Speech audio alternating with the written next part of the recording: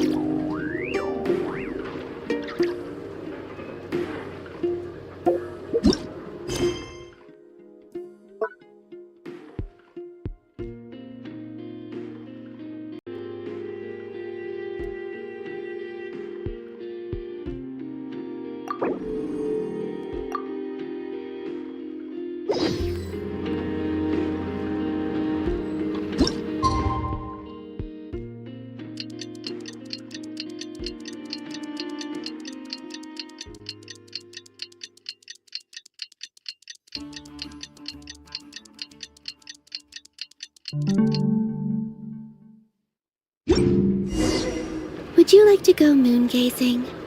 You can sit in my rocking chair and admire the view. Or we could go to the moon and gaze down at Tefat. Whatever you prefer.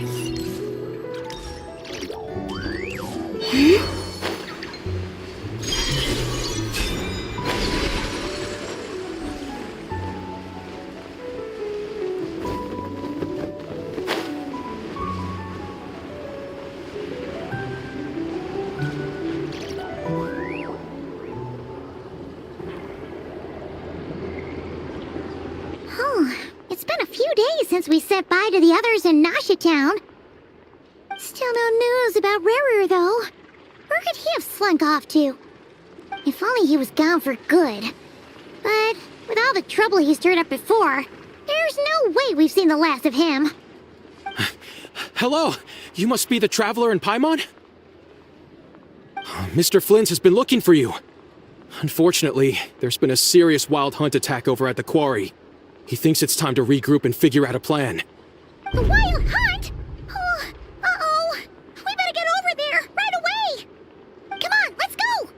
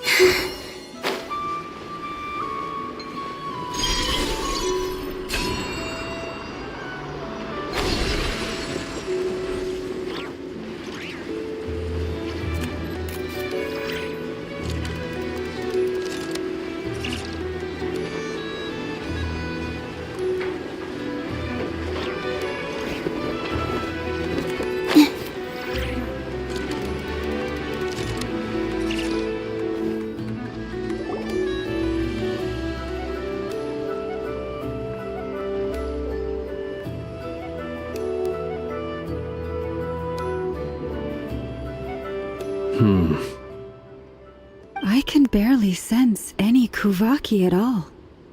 This whole area feels like a soulless husk. Looks like his appetite truly is insatiable. As if the power of that energy cannon wasn't enough. He's not seriously still getting stronger? What's his endgame here? Ah, everyone's here already. Hey, we made it. So, what's going on? We've all been on high alert since we split up a few days back, expecting Rarir to strike again. But it's like he just vanished into thin air. No one has seen him nor found any trace of his presence. That is, until this morning, when a ratnik found signs of wild hunt activity while out here on patrol. As you can see, the Crystonite itself is physically intact, but the Kuvaki it contained is all but completely diminished. And we're sure that Rerir did this. Who else? He's the only one who could pull off a stunt like this. Kuvaki loss has reached critical levels. Reikir of Solnari set to maximum threat level. Warning, unless de-escalation measures are taken soon, he will pose a threat beyond our ability to contain. The consequences could be catastrophic. Traveler, do you remember when we encountered Rerir just after regaining his body? There wasn't a shred of sanity left. Nothing but madness and rage. Yeah, didn't he shout out a bunch of names? Then he started raving about how nothing in this world mattered to him. Oh, Paimon gets chills just thinking about it. Oh, but the thought that he's still out there, lurking somewhere in Notcry, waiting for his chance to strike? Oh, even chillier. Last time we fought, we were already at a disadvantage. If he has such overwhelming strength, why would he suddenly go into hiding? Yeah, if I were him and I wanted more Kuvaki, I'd just take it by force. No point staying in the shadows. Unless something went wrong. His whole resurrection thing didn't exactly go smoothly. The other thing is, how does someone who's completely lost their mind still have the wherewithal to cover their tracks so perfectly? Beats me. According to certain medical studies, insanity does not always entail a complete loss of rationality. It may be that he is simply living in a world of his own. That actually sounds about right. He was ranting away to himself the whole time, like he had zero interest in talking to us. There are many unanswered questions here. He could be right under our noses, and we'd still be in the dark. Besides his name and title, we know little about him. Certainly nothing about his past, or what he might be hoping to achieve. Exactly. And we wouldn't even know where to begin looking. Even Boss hadn't heard of the Rehyr of Solnari before all this. I'd be willing to bet that even if we gathered together every scrap of intel in Nodcry, we still wouldn't find more than, 3 useful facts about him.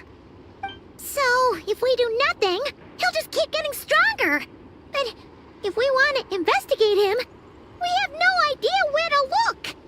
Last time we had Marionette and her big robo-buddy to help us, and we still barely held our ground. If we had to face him alone... Oh, Paimon's head hurts just thinking about it. What are we supposed to do against a threat this big? Well, I do have a little hunch about his next move.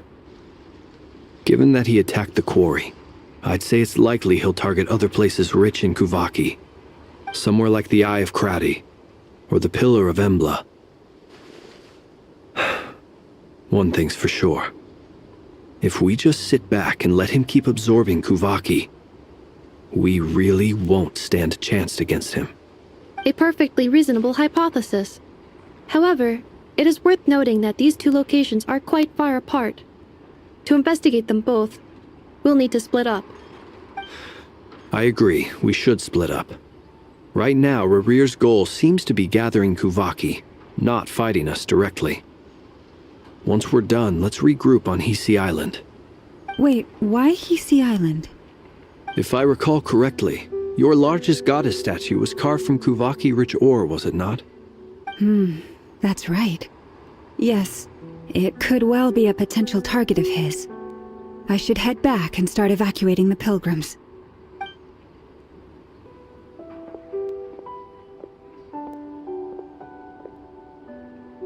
Splitting up's always gonna be risky. But I guess we don't have much choice, right? We're in a race against time here. And if we do run into Rerir, what then? That's when you follow the third rule of treasure hunting. Run like the wind. Didn't you say the third rule was go with the flow? I don't know. Did I? Anyway, whatever. In this situation, go with the flow means go find backup. Agreed. If anyone finds so much as a trace of Rerir, do not pursue him. Get out of the area and alert the rest of us as soon as possible. We need to put safety first. All right, we'd better get moving. Come on, Anefa, let's go!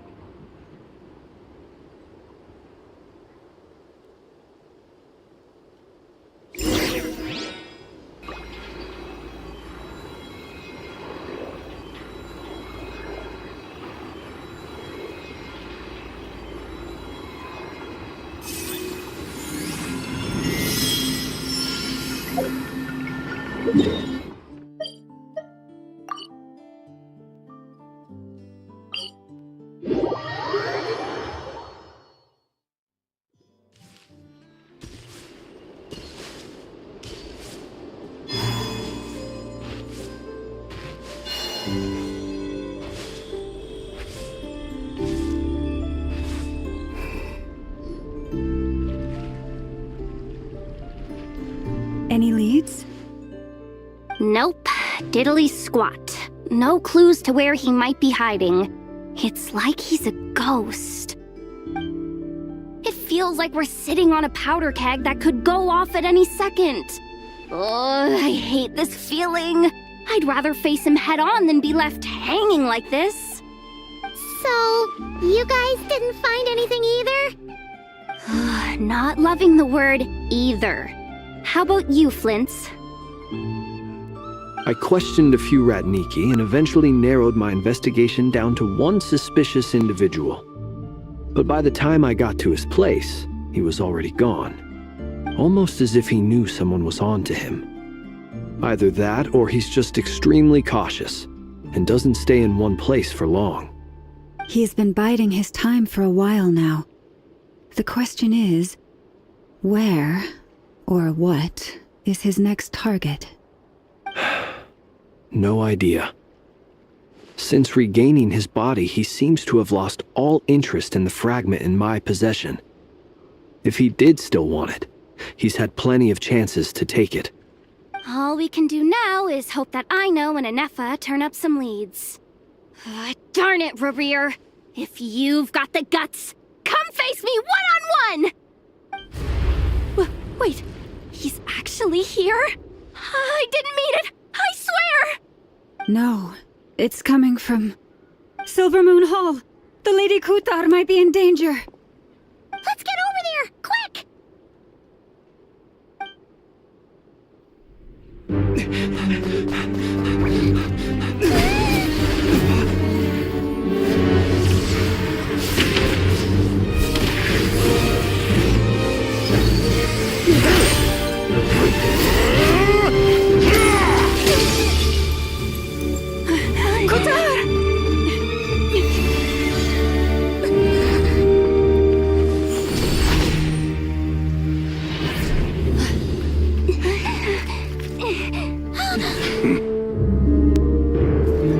Why is he attacking the damsel elect? What's going on? No time for questions. Stop him!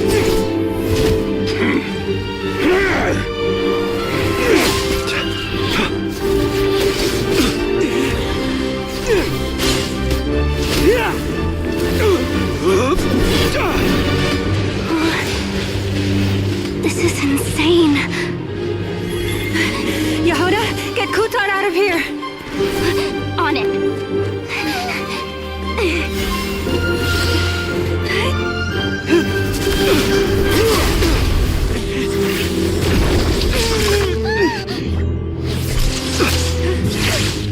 Look where your feeble light has gotten you.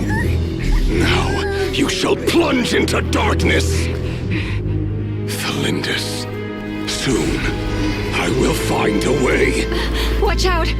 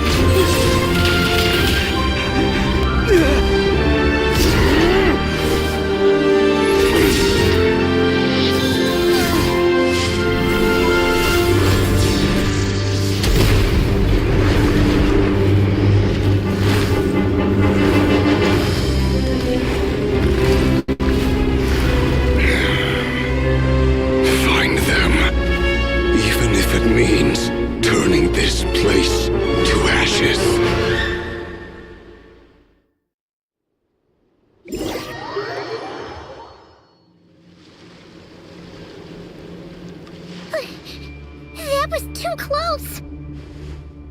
We barely made it out of there alive. What's that guy's deal? How'd he get so crazy strong? He's a threat to this entire nation. I doubt his strength could even be measured by conventional standards. I have a question. When me and Anefa showed up, we saw him chasing after this lady like he wanted her dead.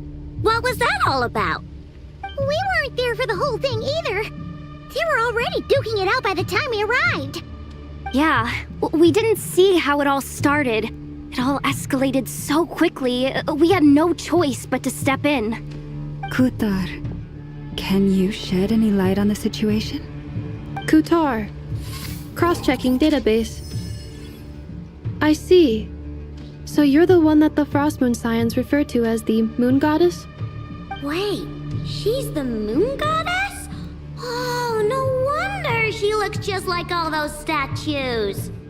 There are many reasons why people might worship the moon, and just as many why they might despise it. I've never met that person before, but there was no mistaking his deep-seated hostility towards me. Why he holds me in such contempt, I cannot say. But since he hunts the power of the moon, it's no surprise that I am a target. Kutar. There are many potential motives. For instance, you help the traveler escape his grasp. This could be his way of taking revenge. It is also possible that he covets the Kuvaki inside you and seeks to take it for his own. The list goes on. But right now, devising a counter-strategy should be our #1 priority. The likelihood of this location being discovered is close to 100%. A counter-strategy? But we don't stand a chance against an enemy like this. Surely our only option is to run. He's not gonna chase us to the end of the world, right? So as long as we can sneak out of Nodcry undetected. No, I can't say that. Come on, Yehoda. This is serious stuff. You can't suggest we all just chicken out. Running is our only option. Huh? You seem surprised, but what other choice do we have? We are facing an enemy we cannot possibly defeat in battle. Well, I mean, yeah, but still. It's not too late. I can distract him, so you'll have plenty of time to make your escape. Wait, what? You're gonna act as bait? Doesn't that make sense? I'm the one he's after. There's no need for you to risk your necks on my behalf. A coyote doesn't stop for bypassers while it's howling at the moon. What is it, Loma? The Frost Moon Scions have already grown accustomed to life without their goddess. My presence here is no longer essential, and this is not my home, so you needn't ask me to stay.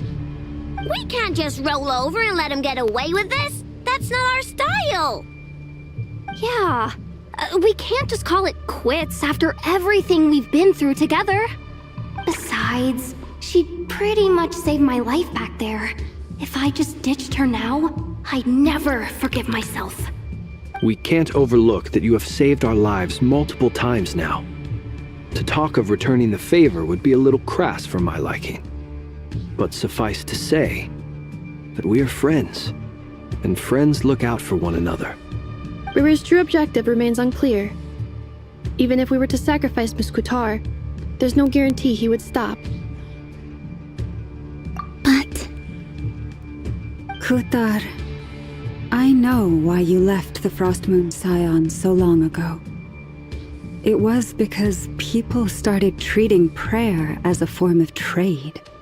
They would make self-centered wishes, force you to accept meaningless offerings in return, and then expect you to perform miracles for them, as if that were their entitlement. If it were me, I might have walked away too. But I believe that time can change everything, and that sometimes it takes losing something precious to appreciate its true worth. After much reflection, I've realized that this was never about whether the Frost Moon Scions need you.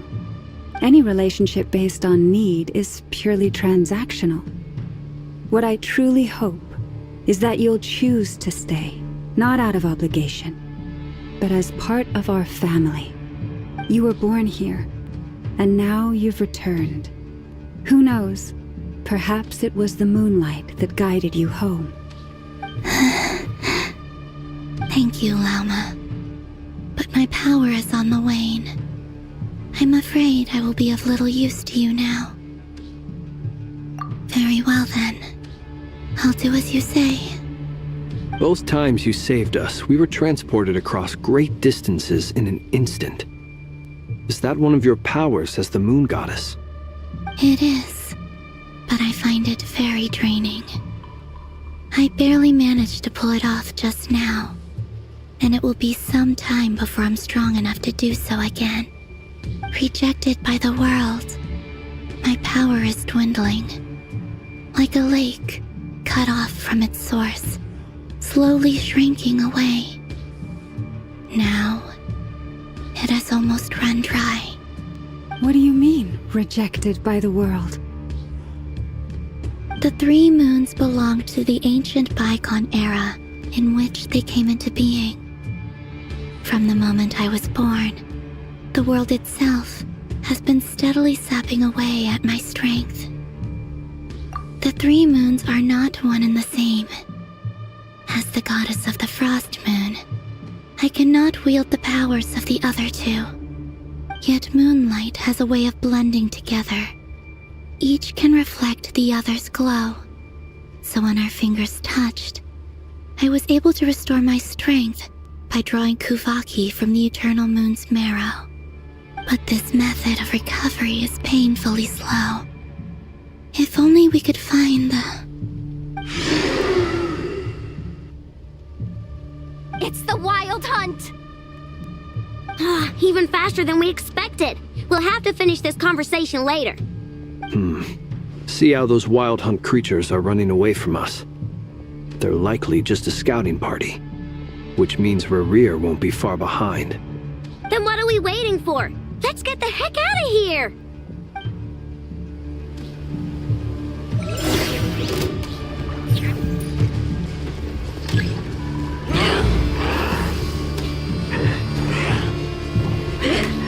Poor lost lamb.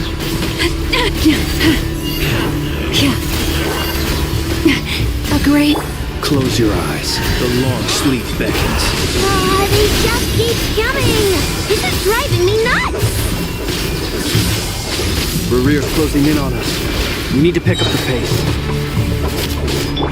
There's too many of them! And this time, we can't fall back on Kutar's house to escape! This goes on much longer.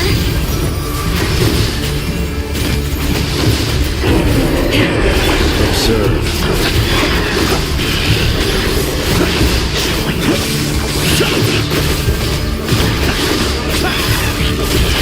The night comes. Preparing for dust-up. Cleanup sequence initiated. Being done, weather bomb! For the everlasting forest, you poor lost lamb.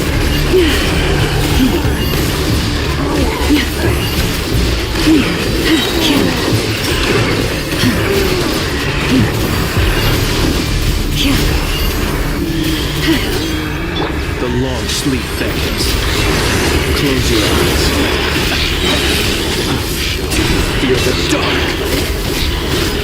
By the frost moon of old. Forest, protect us. Rash attack! Annihilation mode.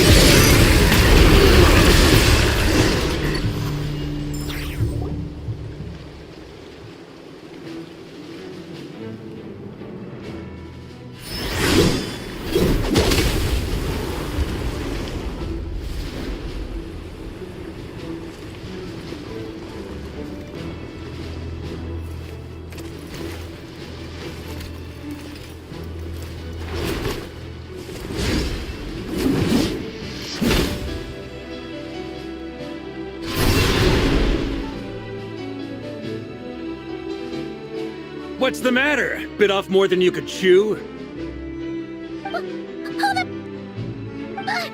How Uncle Varka! You're back from Amsvartnir? Oh, you're Varka? Grand Master of the Knights of Favonius? We could save the intros for later. Right now, let's get you all out of this hellhole. Follow me. I know somewhere you'll be safe. Oh, is that where I think it is? That's the one.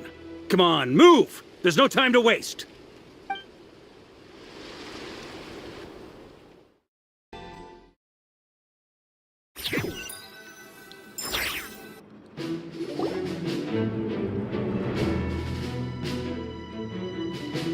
Wow!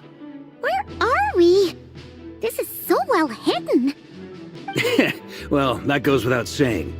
This is the Knights of Favonius' meeting place in Nodcry, and a contact hub for the Northern Intelligence Network. AKA, the black market of intel. No matter what faction you're with, it's the place to buy and sell information. Their headquarters are in Nodcry, but they've got contacts in every nation. As an expeditionary force on foreign soil, working with them has offered us the most effective way of getting our hands on reliable local intel. This is where we meet, so naturally, it's secure. Anyway, where were we? Folks from Nodcry should be pretty familiar with me by now, but I believe this is the first time we've met. Allow me to introduce myself. I am Varka, Knight of Boreas, and Grand Master of the Knights of Favonius. We've heard all about you. This meeting's been a long time coming. You look way younger than Paimon expected, but you definitely have that Grand Master vibe. Well, I'm no spring chicken. Just not showing my age yet. Definitely feeling some of that back pain today, though. Rushed back from Amsvartnir without a wink of sleep, only to get right into another fight with that freshly revived maniac. Another? You mean you fought him before? Yep. He wasn't nearly as strong back then, but he was still a formidable foe. I brought some of the knights along to give him a little surprise, but he saw us coming from a mile off. My squad took heavy injuries, and I barely made it out alive myself. We knew it might have been our last chance, so we staked everything on it. But still, it wasn't enough to stop him. I tried tracking him down afterwards, but he didn't leave a trace. Even in his unhinged mental state, he's as cautious as any trained operative. So, I decided to come find you. And as luck would have it, turned up to find you being ambushed by the Wild Hunt. The rest, you already know. Is that why he's been frantically absorbing Kuvaki these past few days? Because he sees you as a threat? Maybe I'm part of the equation, but even if I weren't, I'm sure he'd still be gathering power. He's clearly working up towards something. Note to self, Uncle Varka's strength rating officially upgraded. Guess it's my turn to ask questions now. So, what exactly has been happening in Nodcry? Why is the Wild Hunt returned in humanoid form? And why is it after you? That's a long story, but I'll try to make it quick.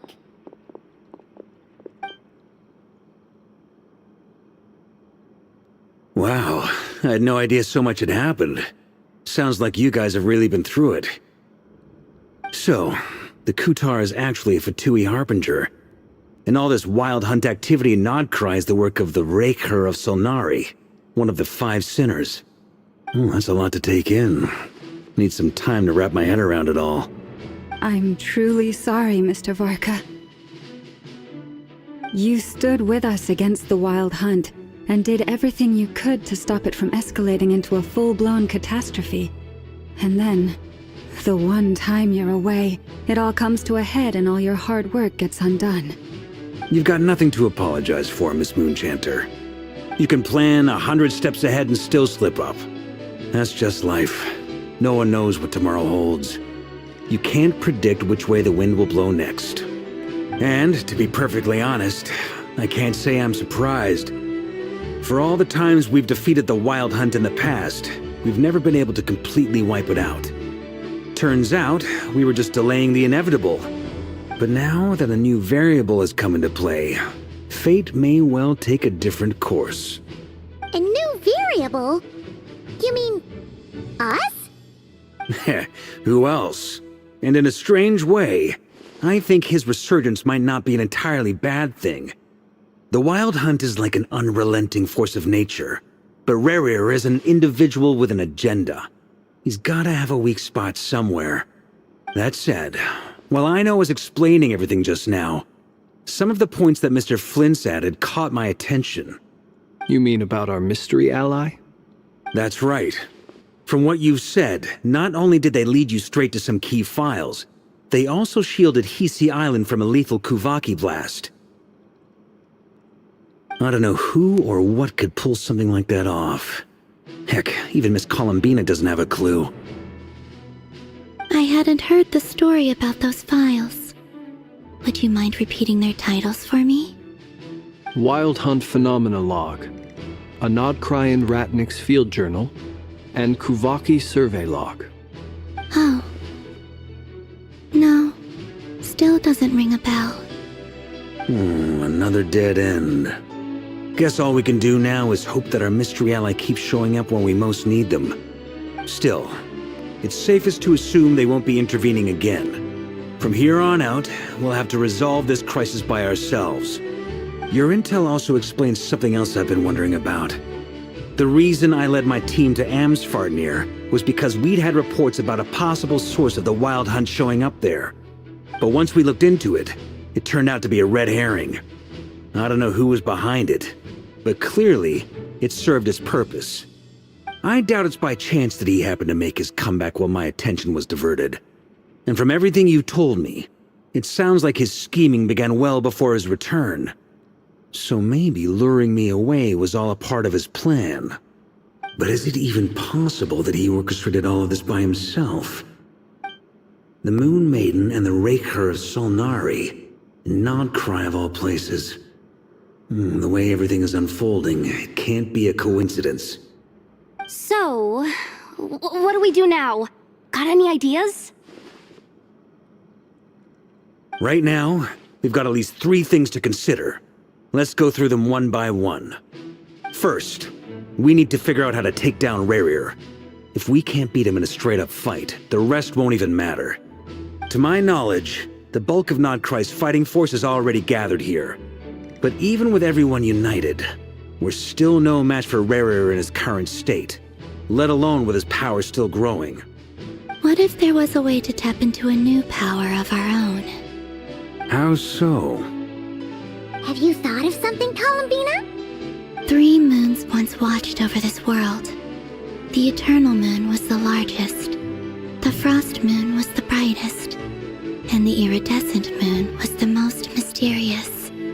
They say that back then, the 3 moon goddesses wielded immense power, enough to shape the workings of the world itself. I now bear the Frost Moon's power, and the Eternal Moon's marrow resides within the Traveler. Hold on. Are you suggesting? The Iridescent Moon, the last piece in the puzzle. That's right. If we can find the Iridescent Moon's marrow, I will be able to regain my strength much more quickly. The 3 moons are said to stir the tides and illuminate all things. Perhaps they hold further secrets beyond our understanding. According to my analysis, the solution is feasible. However, it is subject to one major condition. How do we locate the Iridescent Moon's marrow? I know a way, but we will need to visit the Fatui's Experimental Design Bureau. The Experimental Design Bureau? Are you saying we need to involve Marionette? Yes. I must speak with Sandrone. It's a long way from here to the Experimental Design Bureau. There's a high chance you'll be spotted. You shouldn't go alone. Then that's settled. Next up, our second priority. Somehow, we need to figure out Rerir's end goal. As you saw for yourselves, when he was still in his Wild Hunt form, everything he did was for the sake of recovering his body and resurrecting himself. His first act since then, after laying low for a while, was to try and assassinate this young lady. People's obsessions often reveal their greatest vulnerabilities. There must be a reason why he despises the moon so deeply. Perhaps it sheds some light on his title, the Raker of Solnari. The Wild Hunt has plagued Nodcry for centuries now. If we want to stop it for good, we have to get to the root cause of what's driving it. It's true. We still know very little about him. If Kuthar hadn't given us that lead, we wouldn't even know his name. But where would we even start? I doubt even the Intel Queen of Nodcry has a clue, and she has info coming out of her ears. Oh? That's a rather hasty conclusion for someone who's so painstakingly meticulous when it comes to dealing with machines. Ah! She hurt me!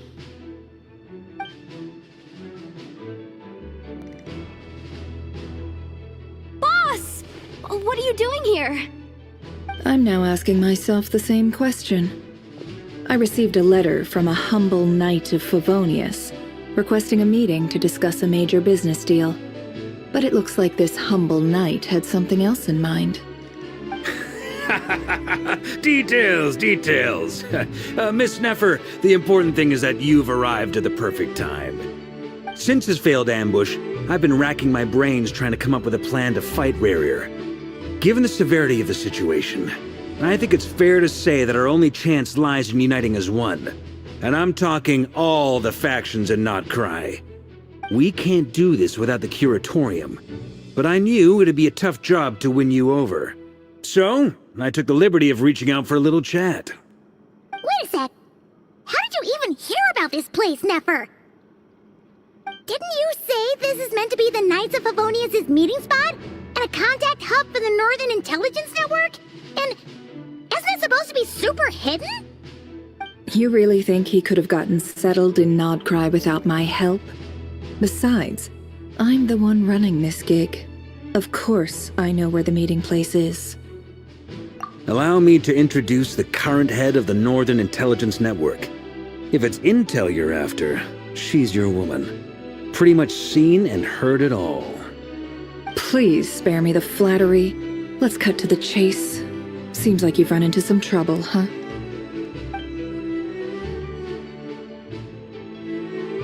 Well, this certainly qualifies as an unforeseen crisis.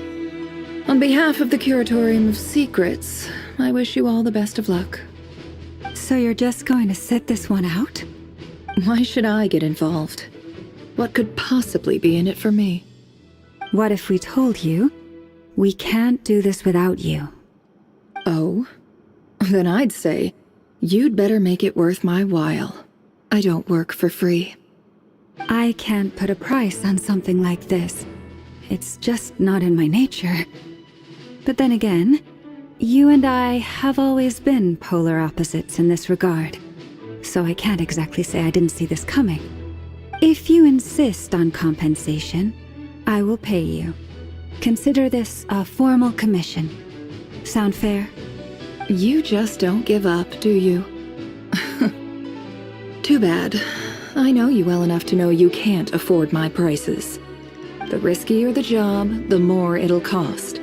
And a Moonchanter's stipend isn't exactly generous. Unless you're planning to start passing the donation box around among the faithful. Boss, just a thought. If they come up short, maybe you can take the difference out of my next few paychecks. Things got really dangerous during the fight with Rerir. If this girl hadn't saved me, I'd be ley line fodder by now. I'd be gone for good, boss. If there's any way we can make this work, I'd really like to help her. Please? I'm begging you. This is why I'm always telling you never accept favors. They are the hardest debts to repay. You have to be careful who you get involved with, or you invite all kinds of misfortune. Very well, Yehoda, I will help. But just this once. Don't count on this happening again. Flynn's, that fragment that Rerir was after, do you still have it on you? Of course. Let me borrow it. I need it to follow up on some leads. Wait, you actually have some leads? Shh. This is top secret information. I get it. We all have things we'd rather keep to ourselves.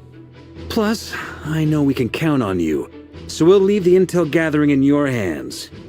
And that brings me to the third and final item.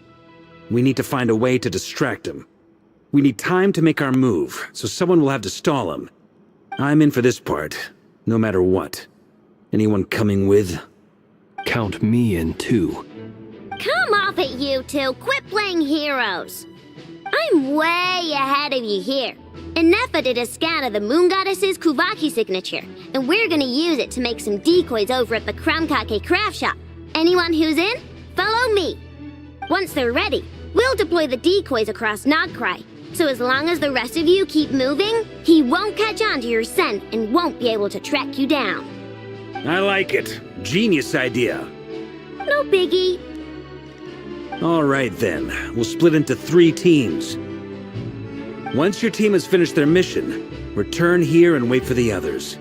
Dismissed!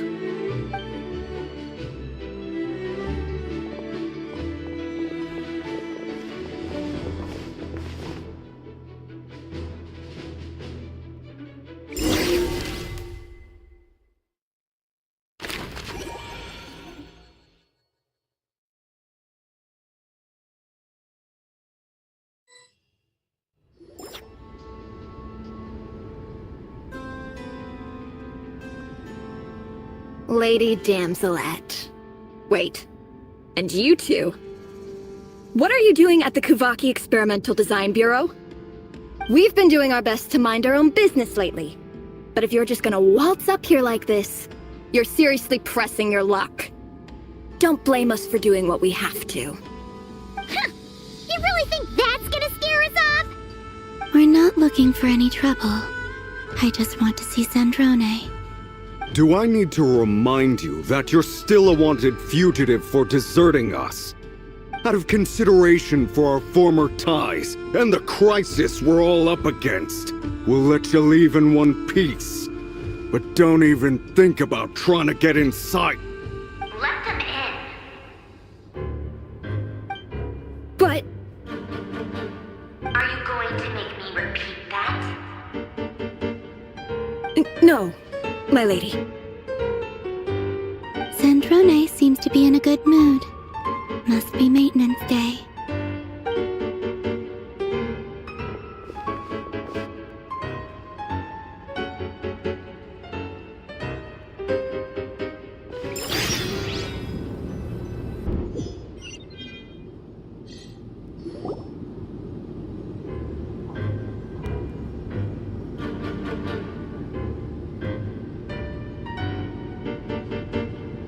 So tell me, to what do I owe the honor this time?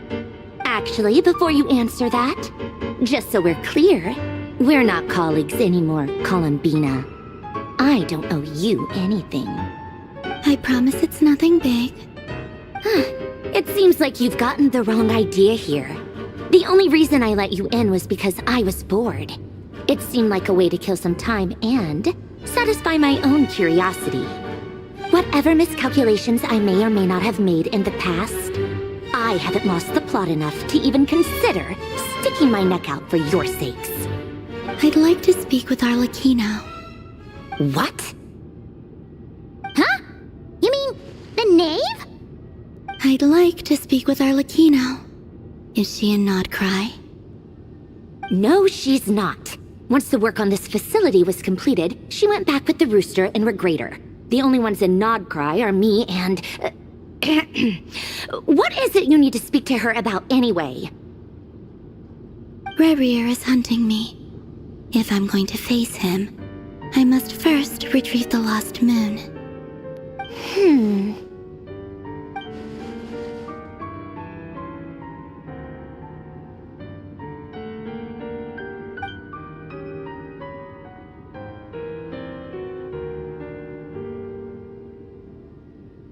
Is that a no, then?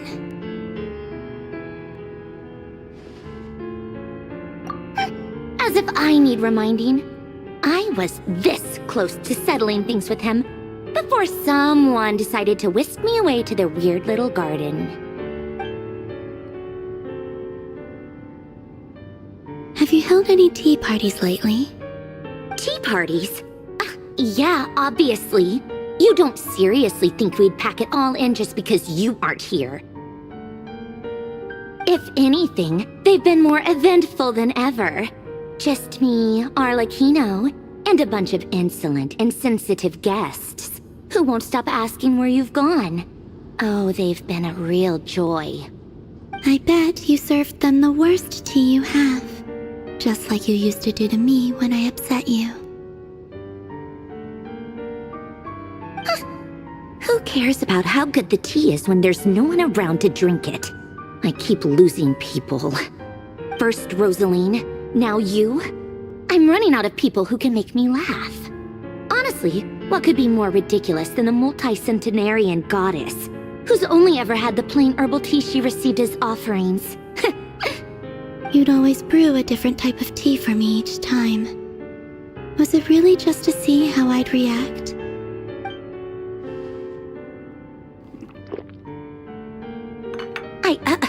Well, duh. Why else? Watching you squirm was practically my only form of entertainment.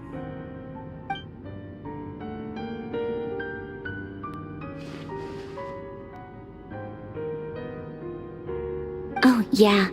And Capitano sometimes used to bring Tartaglia around, too. But I guess we won't be seeing him again. Well, I guess we are overdue for a get-together. Polonia! Have Febronia pass a message to Arlecchino for me. It's time for tea. Will suffice. Pass along a message for me, too, if you would. My body cannot contain the marrow of 2 moons, so I'll be leaving one of them in her care. Excuse me? Who said you were on the guest list? If my tea meant that much to you, maybe quitting the Fatui wasn't your brightest move. Back when you were under the Tsaritsa's protection, no one would have dared come at you so openly. But that protection didn't come for free. In fact, I paid dearly for it. At the end of the day, it was just another transaction. I just got tired, that's all. I never wanted any part in their grand ambitions, and I've had enough of being treated like a bottomless supply of power. It brings back memories from the old days, when I was still worshipped as the moon goddess. Centuries on, it may be a different group of people, but I see the same greed in their eyes. I figured you'd leave eventually. You didn't have as much of a reason to stay as I do. The Tsaritsa gave you shelter and protection, but that was it. Nothing more, nothing less. Meanwhile, the Fatui demanded everything from you in return, until it was more than you could bear. I get why you left. And frankly, I have no interest in dragging you back just because the higher-ups told me to. But if you keep hanging around with this riffraff, the next time we cross paths, we might be enemies for real.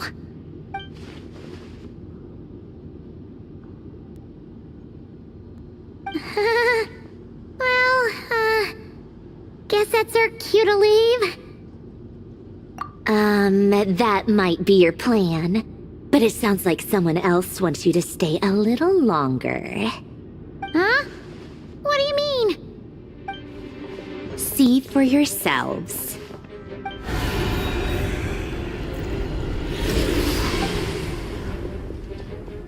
My lady, it's the Wild Hunt.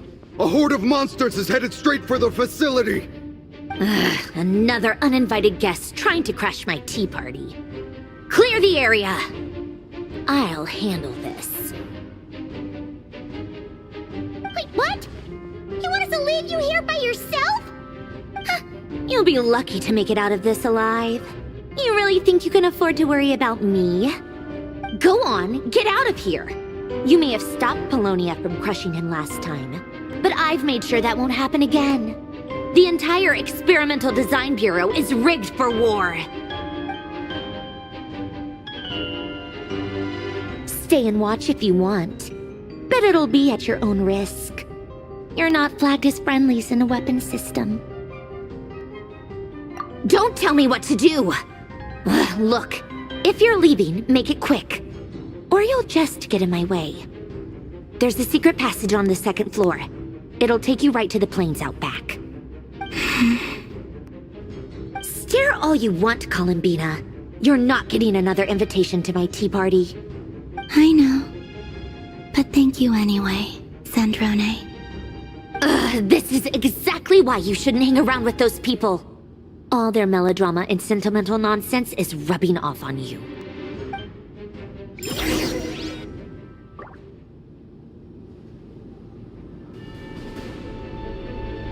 Come on then, Mr. Ray here. Let's pick up where we left off. It's your Wild Hunt monstrosities versus my beautiful creations. Let's see who comes out on top.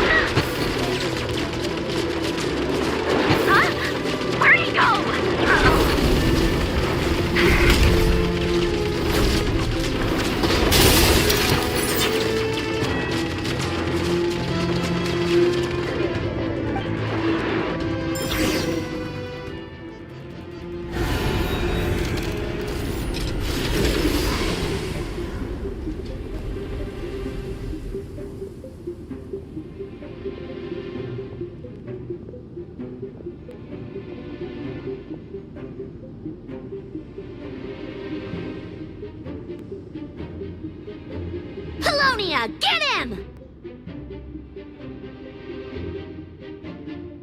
I've upgraded Livonia again since our last encounter, and uploaded every last scrap of your data. So let's finish this, once and for all.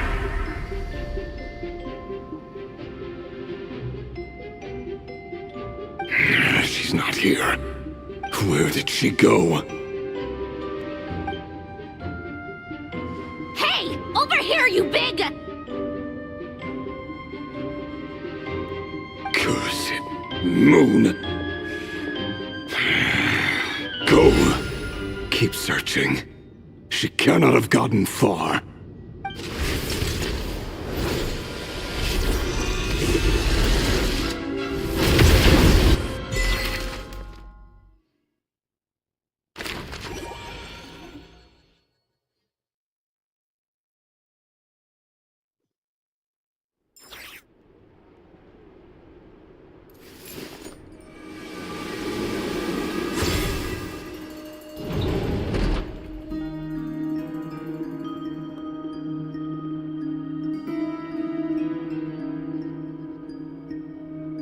So this is your method for investigating Rarir's past. It almost looks like some kind of ceremony. Good deduction. But it's quite a different affair from what you're used to with the Frost Moon Scions. Whoa!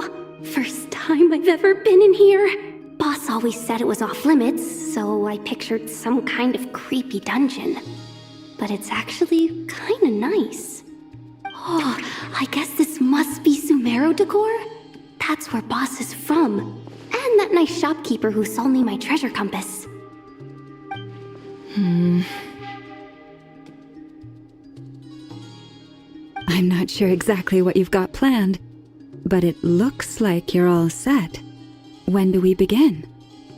Whenever we wish. But for some reason, I've got a feeling this isn't going to end well. I've never faced Rarir myself, but from what you've told me, his power is beyond anything I could imagine. I, on the other hand, am just an ordinary businesswoman. Our paths should never have crossed, yet here I am, forced to make an enemy of him. If you ask me, you're about as far from ordinary as it gets. So what are you saying? You're getting cold feet? Once I take a job, there's no backing out. Still, I have to ask myself if the power I'm relying on will even work on an opponent of this caliber. And also how to make sure I come out of this alive if things spiral out of control. Death is the one thing we can take for granted. It is the great equalizer, however fortunate or unfortunate we may otherwise be. So it's important to consider how to spend what lifespan we have left. Come on, boss. Lighten up. Quit talking about death. It's bad luck. For once, I agree with you. When you're up against a foe like Rarir, there's no such thing as being too prepared. Is there anything I can do to help? That won't be necessary. I've already made up my mind. Time to cash in a precious favor I've been saving for a rainy day. Yehoda, I need you to find someone for me. The sooner the better. Find who? That shady merchant who sold you an overpriced treasure compass the other day. Come on, boss. You're pulling my leg again. In what way is she shady? She showed up when I was completely lost and sold me a neat little gadget that was exactly what I needed. Trust me, she's a good person. Anyway, I know who you're talking about. Don't go anywhere. I'll be right back.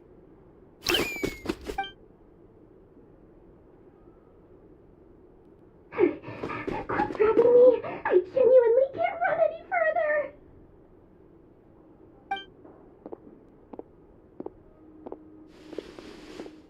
Hey, aren't you? What is it? What's the big rush? You dragged me out of a dream where I was literally swimming in Mora. I'm charging double my usual attendance fee. See, look how easygoing she is. After that rude awakening, she could have completely snapped at us. But instead, she kept it together and just asked for an extra fee. Dori Sangama Bay? I never would have pictured you two doing business together. If you want to make it big in Nodcry, it's all about connections. Lady Nefer just so happens to have a lot of intel that interests me. And she also did me a big favor in the past. It was back when I first arrived in Nodcry. My trusty assistant, the genie in my lamp, had an adverse reaction to the Kuvaki and fainted. And wouldn't you know it, that's when I suddenly find myself in a life-or-death situation. Good thing my compatriot was there to swoop in and save the day. I've been giving her a 30% discount off all of my goods ever since. Now, so that no one here feels left out, I'm willing to extend a 20% discount to fellow friends of Boss Nefer. Plus, any other friends you send my way will enjoy 10% off. What can I say? The great Lord Sangama Bay is nothing if not generous. So, let me guess. You've run into some trouble? I've got everything you could possibly need. And the more you buy, the more you'll save. You guessed correctly. What have you got in the way of survival gear? The one type of gear I've never been short on. What are you looking for? A jetpack fresh from the Academia's labs? An ancient suit of armor dredged up from the bottom of the sea? At the very least, I need to know what kind of opponent you're dealing with here. If even you're worried about staying alive, it must be pretty serious. What if I told you it's someone with the power to bring a nation to its knees? Is that so? Then we really are talking top-shelf treasures. I don't have anything like that in stock right now. I'll have to ask my supplier. Your supplier? A powerful woman, make no mistake. I can't reveal her identity, but luckily for you, I hear she's planning to visit Nodcry in the near future. If you're willing to wait, I can ask her when she's here. Can't say exactly how long that'll be, though. Then, let me put it another way. What would you do if you encountered an enemy like that? Roll over and serve yourself up on a silver platter? Of course not. I have a handy little trinket from one of my generous suppliers, which... Hold on. What exactly are you getting at? No, this is for my personal use only! Let's just say I'm borrowing it, all right? Just for insurance purposes. You'll get it back later. Favors are the worst kind of debt to owe, and now you've got a chance to repay one. A win-win situation, don't you think? Fine. You can borrow it for 5 days. No, make that 3. And for every extra hour after that, I'm charging you 1,000,000 mora. Deal? Deal.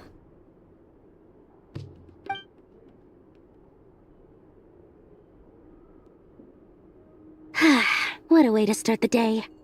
Now, was there anything else you wanted? Or can I go back to bed now?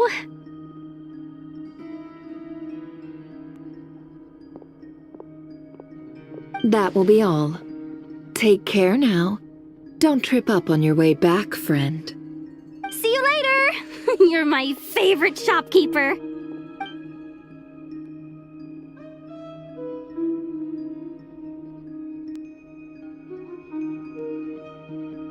Excellent.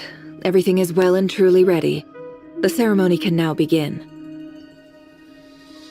After initiating the ceremony, your minds will follow me wherever I go.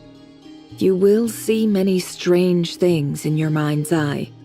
So remember, don't be frightened, and don't make a sound. Now then, let us peer into the Raker of Solnari's past.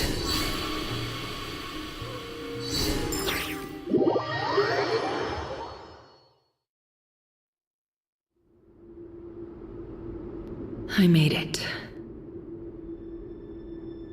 I don't recognize this style of architecture. Must be Conrian. Simple furnishings, table and chairs. It's a more ordinary house than I might have expected. Looks like the fearsome Raker of Zulnari came from surprisingly humble beginnings. Unless this passed for luxury in Conria. Unlikely. Heyday. Anyway, I'll keep exploring.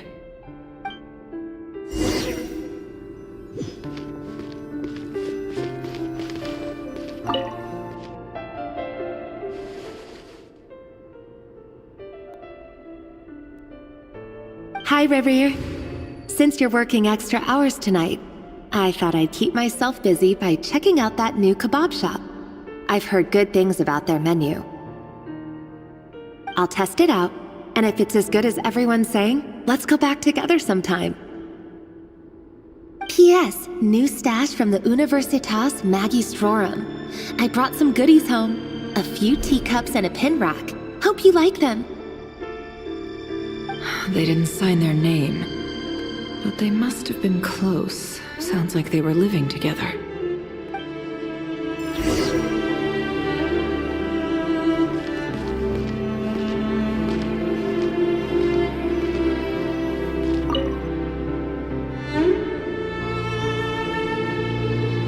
I went over to Joseph's for drinks today. They have a fine collection, but I went alone. Felindis was tied up with something and couldn't make it. Joseph asked why I came alone, but I didn't really have an answer. He then went on to ask about other things. If you ask me, someone who asks that many personal questions is too nosy for their own good. But if he invites me again, chances are I'd still go. Felindis. That's the same name Rerir mentioned. Grain imports keep falling. If things don't pick up, we'll soon be back to meat and mushrooms only.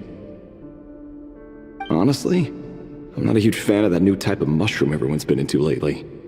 Didn't it start out as a lab-grown variety? I heard it's even mildly corrosive. Seriously, why would you even eat something like that? I don't care if it's an impressive feat of alchemy. That just isn't the kind of thing I like to eat. Grain has to be imported, and they're eating a diet of mostly meat and mushrooms. Could it be because Conria is underground, so it doesn't get much sunlight? That would explain why they use so much stone in their buildings. They even use alchemically modified strains for food. Seems like the people of Conria don't have many options when it comes to dining. I've just about saved up enough now. Time to buy it and keep it somewhere safe. Making a big purchase. I wonder what it is.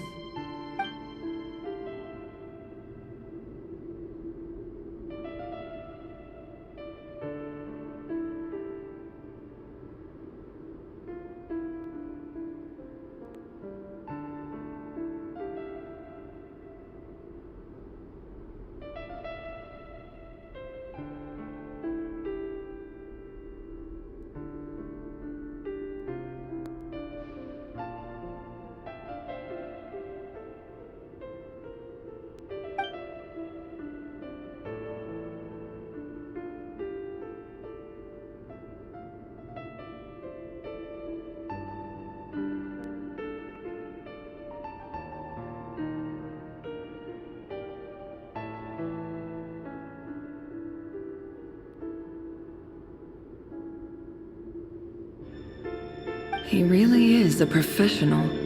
No wonder he's so good at covering his tracks. Despite what he's become, it seems like he's retained certain habits, at least in this regard.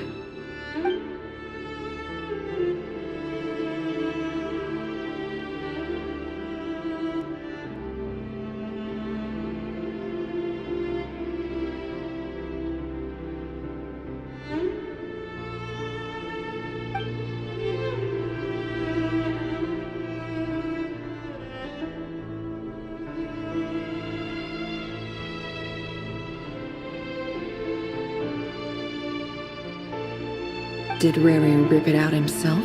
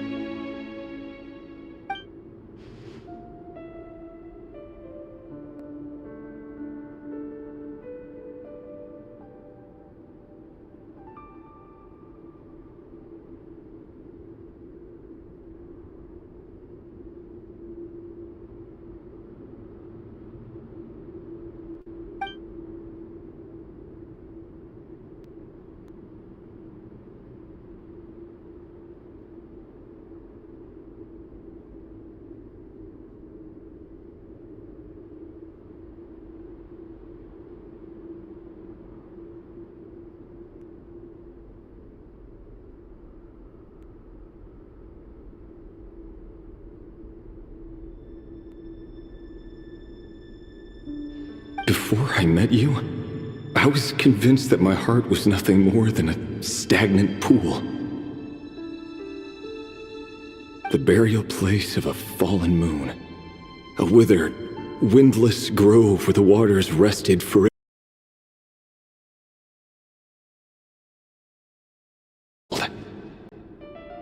It was you who helped me see that my heart hadn't entirely withered away.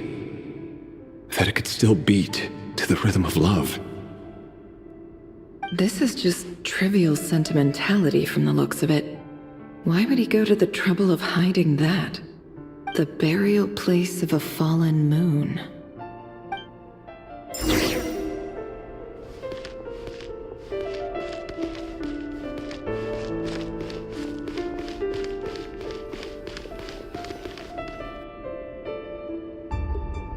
Reverie, over here. Dane! Oh, and, Vedelfin here? What a surprise to see you here, sir. Hello there, Reverie. You need not address me so formally outside of court. He doesn't get that much free time, so I invited him over for a drink.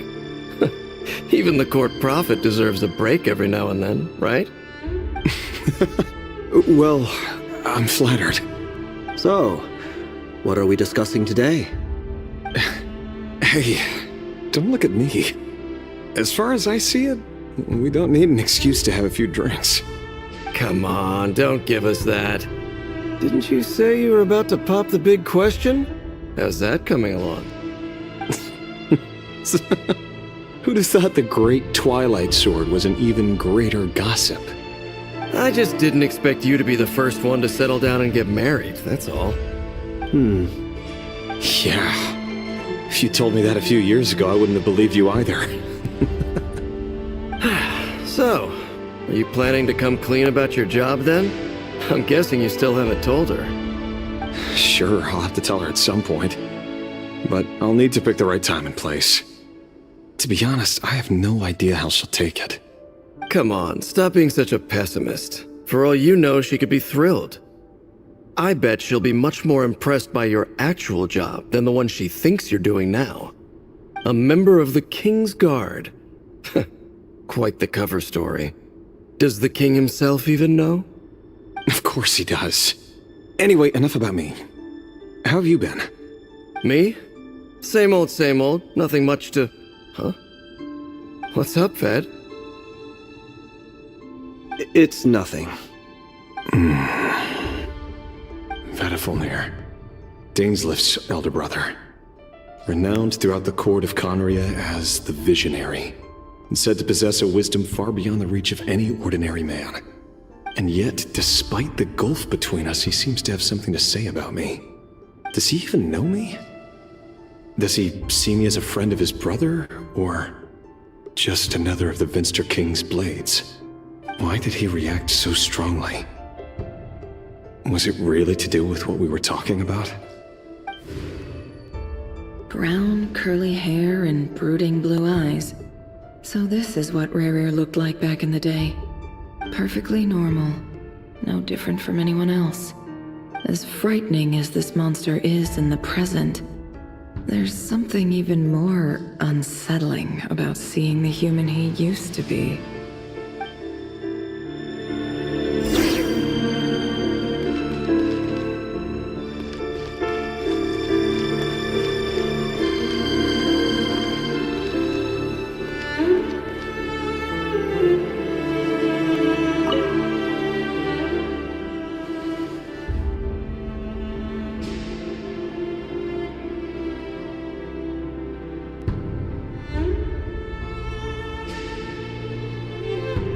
Felindis? You're back early? Our equipment's being serviced today, so I got off earlier than usual. How's your day been? Aw, why the long face? Is something the matter? Has your boss been giving you a hard time again? Went for a drink with Dane and the others after work.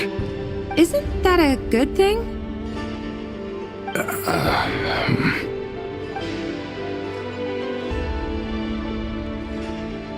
Vedelfin showed up today, too.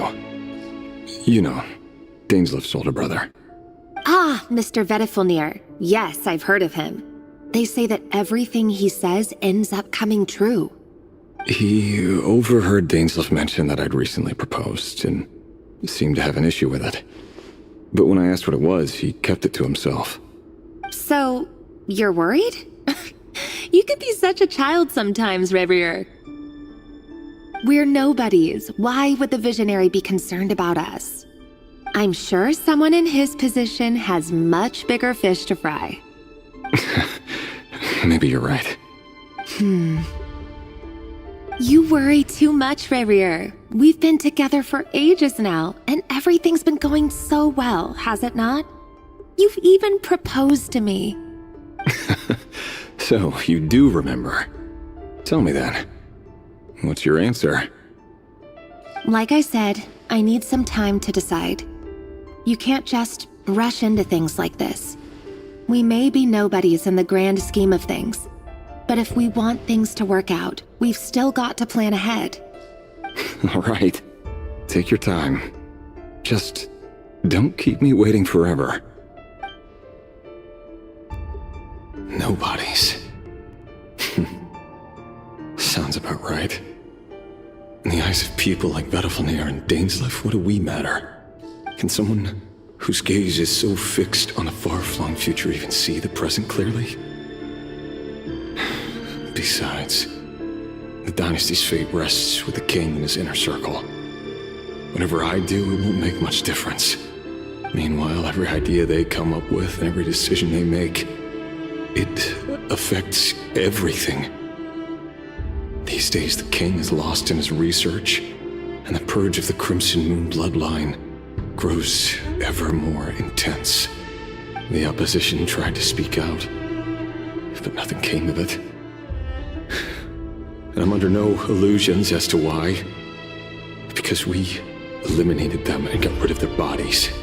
A man can have 1,000 reasons to carry a sword, but there are few good excuses to use it. Yet the king has never even considered a gentler approach, and he never will. What becomes of someone who kills on another's behalf? Can he ever find true peace?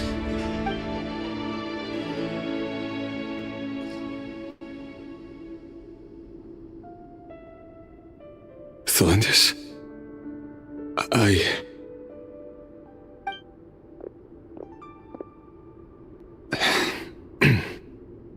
It's nothing.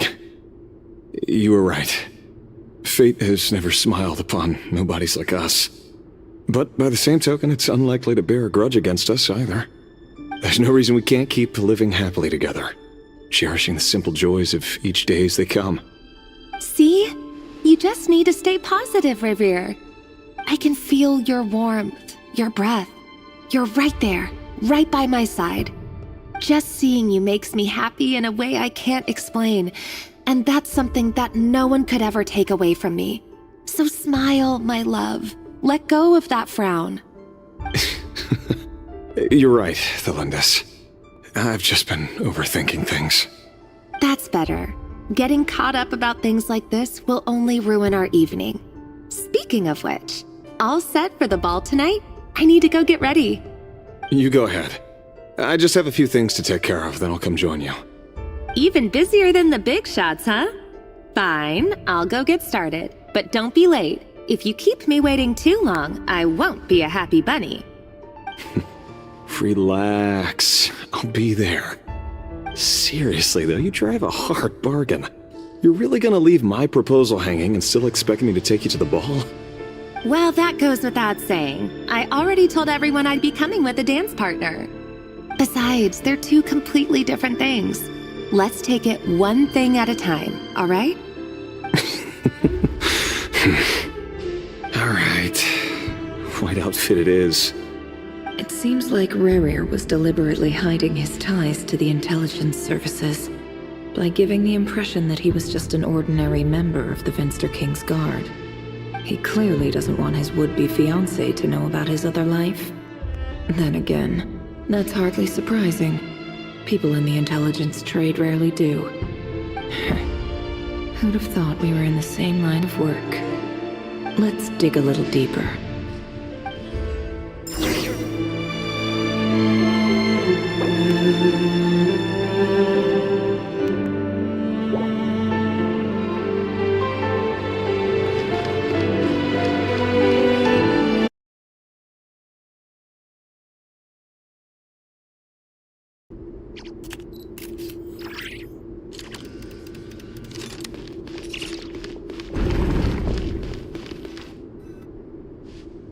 Our last operation was a resounding success, and all thanks to you, Rahier of Solnari. In total, we apprehended 32 dregs of the Crimson Moon, and 67 accomplices. After all these years since the dynasty's fall, so many of them still linger on. Indeed, it cannot be denied. Yet it was destiny that the Crimson Moon should be overcome by the eclipse, and that His Majesty, the all-seeing Vinster King, now guides our nation on the path to prosperity. Conria has no further need for a dead moon. But alas, there will always be those who refuse to see the truth, choosing instead to romanticize the past. That's not entirely true. Much about the Crimson Moon era was worthy of remembrance, and that's exactly why they keep trying to see it restored. Many of its secrets remain unsolved to this day. As it happens, that's precisely the field of study my partner is devoted to. You still haven't told her what you really do for a living. Where would I even start? How do you tell someone that you're one of the king's hand-picked executioners? That your hands are steeped in blood? You didn't choose this life, any more than I did. Orphans like us don't get a say. But I'll sure as heck be the one to pay for it. Speaking of which, we need to be more rigorous in the way we identify direct descendants of the Crimson Moon. Someone, it seems, has strong opinions about my future plans. Most likely my marriage in particular. I have a feeling that we may soon become targets of the Crimson Moon's retribution. Your concerns are not unfounded. They've taken out many of our colleagues these past few years, and for that very reason. These are no helpless lambs we're leading to the slaughter. They're wolves in sheep's clothing. Take care, Rahier of Solnari. I look forward to toasting you at your wedding. Thanks, Thorkel. You look after yourself, too.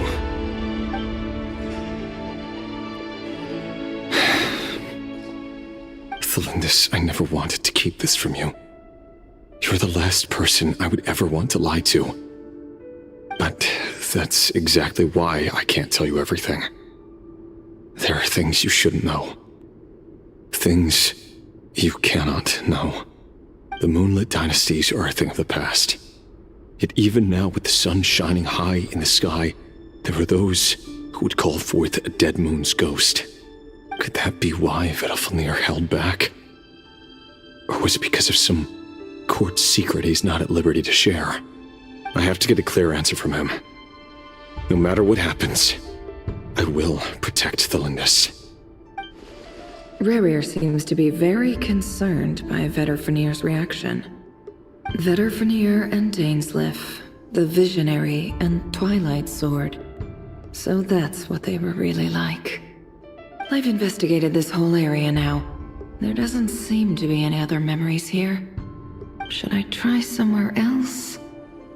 Wait a second. What's this black smoke?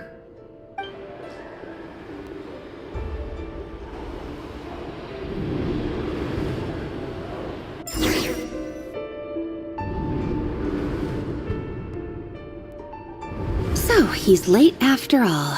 Just you wait, Rahier. You're in for it. Big time. Are you waiting for someone, ma'am?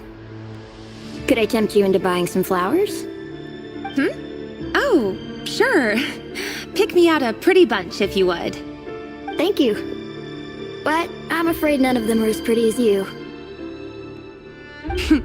For someone so young, you sure have a way with words, don't you? I'm only telling the truth. Look me in the eyes. You'll see I'm not lying. May we have a word in private? Who are you? And what do you want? It doesn't matter who I am. Too many of her kind have fallen lately, so I decided to take the risk of reaching out. Not long ago, the Rehyr of Solnari led an assault on one of our strongholds. We suffered many casualties, and many who came to our aid lost their lives as well. Sorry, I don't know why you're telling me this, and I don't want to get involved. Wait, hear me out. This time we finally got a clear look at his face and learned his true identity. His name is Rehyr, and he claims to be one of the King's guards. What did you say? A cruel irony, isn't it? The man you're set to marry leads a double life as a brutal executioner. But surely, you must have caught a whiff of the blood on his hands. Why are you telling me all of this now? Simple. It's because... How strange. Rehyr was nowhere to be seen in that memory. It clearly belonged to the Lindis. Rehyr couldn't possibly know what happened if he wasn't even there. Why would her memories appear in his fragment? The ceremony won't last much longer. I think it's time to call it a day.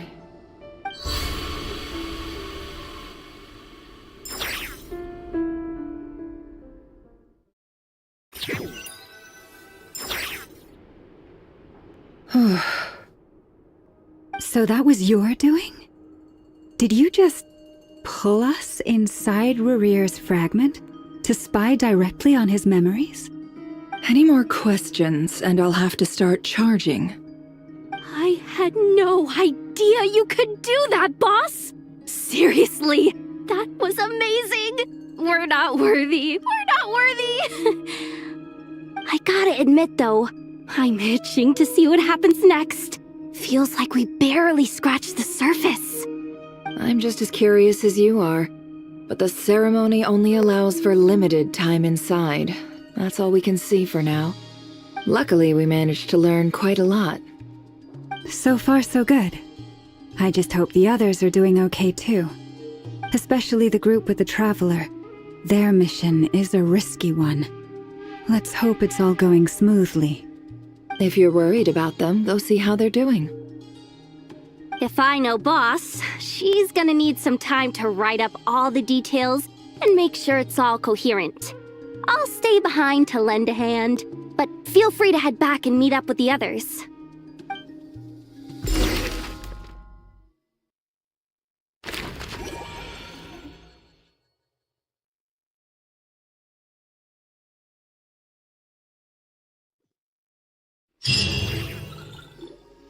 Oh, they've been prowling around for nearly 2 days now. These things just won't quit. Oh, they might not have seen us yet, but them constantly sweeping the area, our way out is completely blocked. Oh, that's never gonna work. One little slip up and it's game over. If they spot us, they'll run straight back to Rehyr, and once he knows we're here, it won't be long before he's breathing down our necks again. Oh, guess you're right. All right, time to zip it.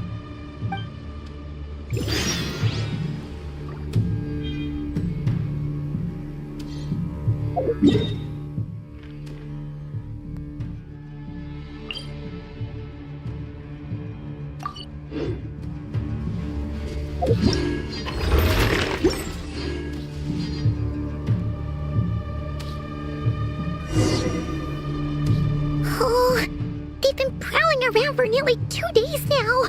Oh, they might not have seen us yet. Oh, that's if they spot us, they'll run straight back. Oh.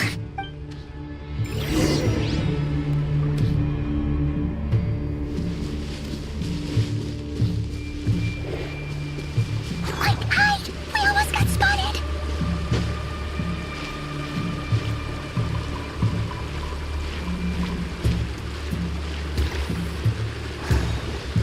Phew! That was a close call.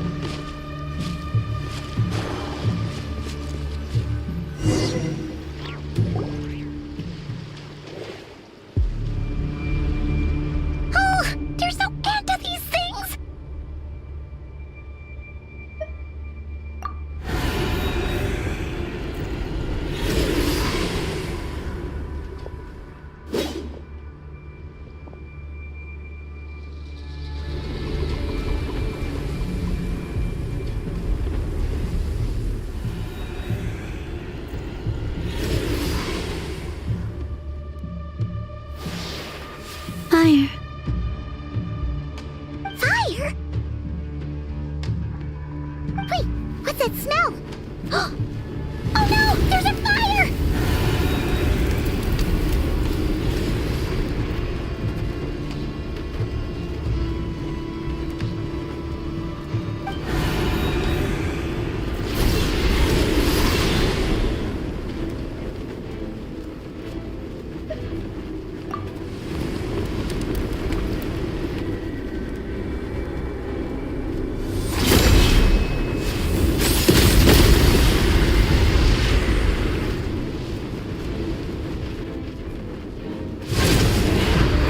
Sandrone was right. You look weak, Columbina. The old you would never have let such lowly creatures bar your way. Word has it that you did something for the Tsaritsa, and that's why you've lost most of your power. Freedom comes at a heavy price, doesn't it? It's Arlecchino! You came! Hello again, Columbina. And greetings, guests of the House of the Hearth. It's been a while, Arlecchino.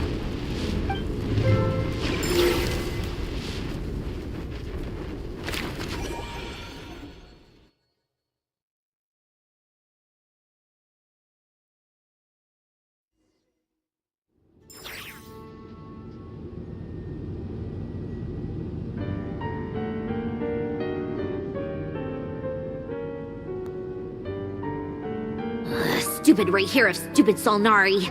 Ugh, whatever. I've got all the data I need. Next time we meet, you're finished.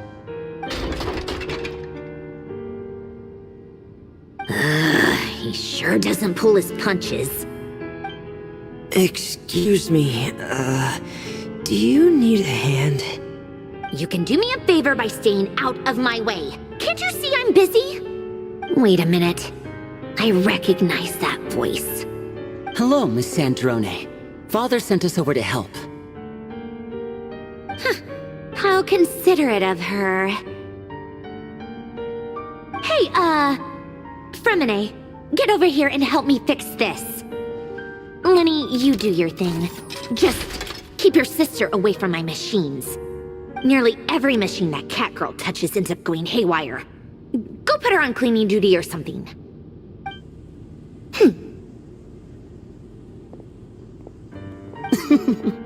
Then let's start downstairs. Fremine, we'll leave this place to you. You've got it. Wait a second. Pretty sure there's still some tea in the cupboard. If you want some, you'll have to make it yourselves.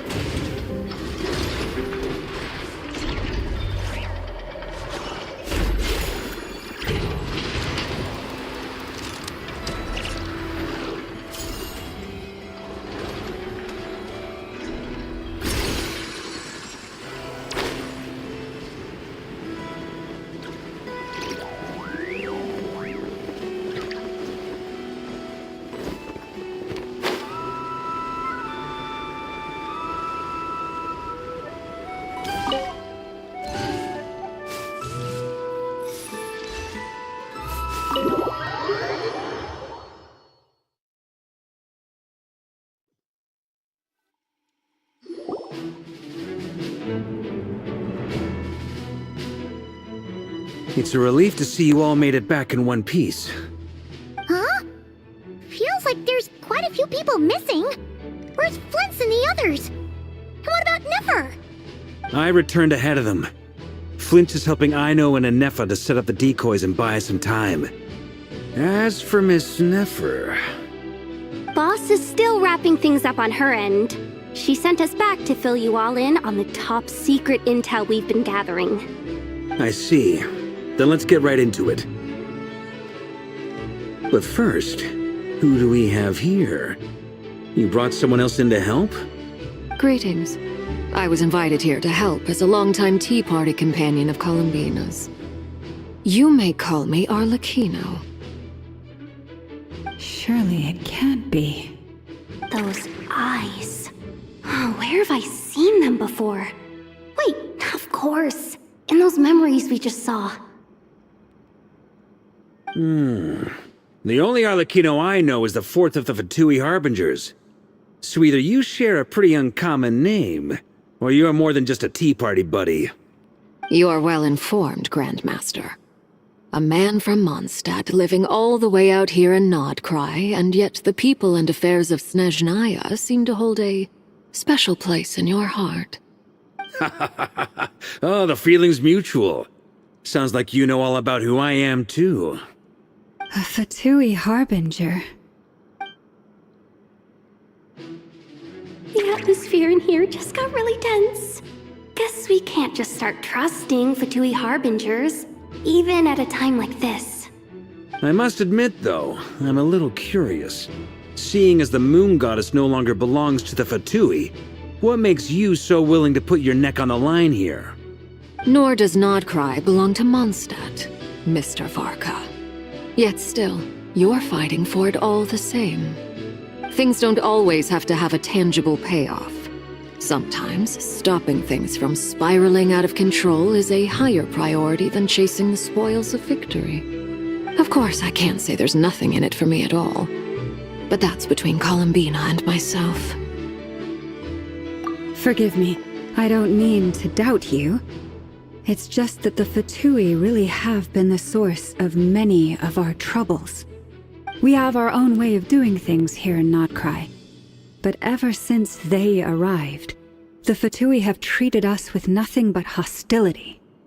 I know there's been a lot of bad blood between us in the past. I've done my utmost to avoid friction whenever I could. But sometimes fundamental conflicts of interest simply can't be settled amicably. That's why I'm here solely in a personal capacity. This has nothing to do with the Fatui. As a gesture of good faith, I'll be frank. I can help Columbina track down the iridescent moon's marrow, which will help her restore more of her power. Anyway, what else is on the agenda? Let's begin. She says she'll be frank, then completely skips over the details. Looks like she doesn't want to give away too many secrets after all. But she clearly wants to change the subject. It'd be awkward if I tried to bring it up again now. I guess we'll just have to go along with it. She's the fourth of the Fatui Harbingers after all. One look and you can tell she's not someone you'd want to mess with.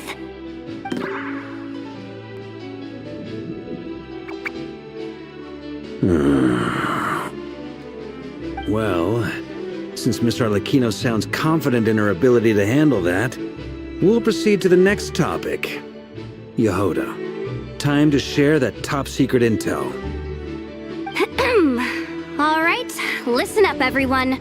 First, we now know that Rerir was originally a Conrian secret agent whose primary mission was to hunt down and assassinate the so-called Dregs of the Crimson Moon.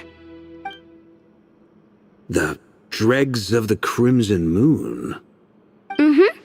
In the memories, there was a lot of talk about the Crimson Moon and Eclipse, and a whole bunch of other stuff from the time of Conria. To my knowledge, those were the names of two different Conrian dynasties. Long, long ago, it is said that the people of Conria worshipped the Crimson Moon, drawing a mysterious power from its reflection. But one day, a coup saw the Crimson Moon eclipsed, hence the name of the new dynasty that replaced it, and how it became the new emblem of Conria. Still, long after the Crimson Moon dynasty had fallen, the last ruler of the Eclipse dynasty, the Vinster King, still coveted the secrets it left behind. So, he sent the Rehyr of Solnari to secretly hunt down the Crimson Moon's few remaining followers. In those days, Rerir showed no signs of madness. In fact, he was as normal as any other person. Oh, and he had a fiancé, or at least a would-be fiancé, called Tholindis. What's the matter?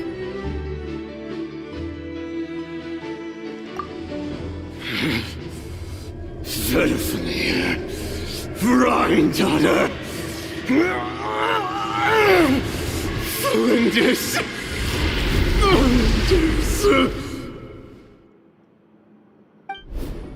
Interesting.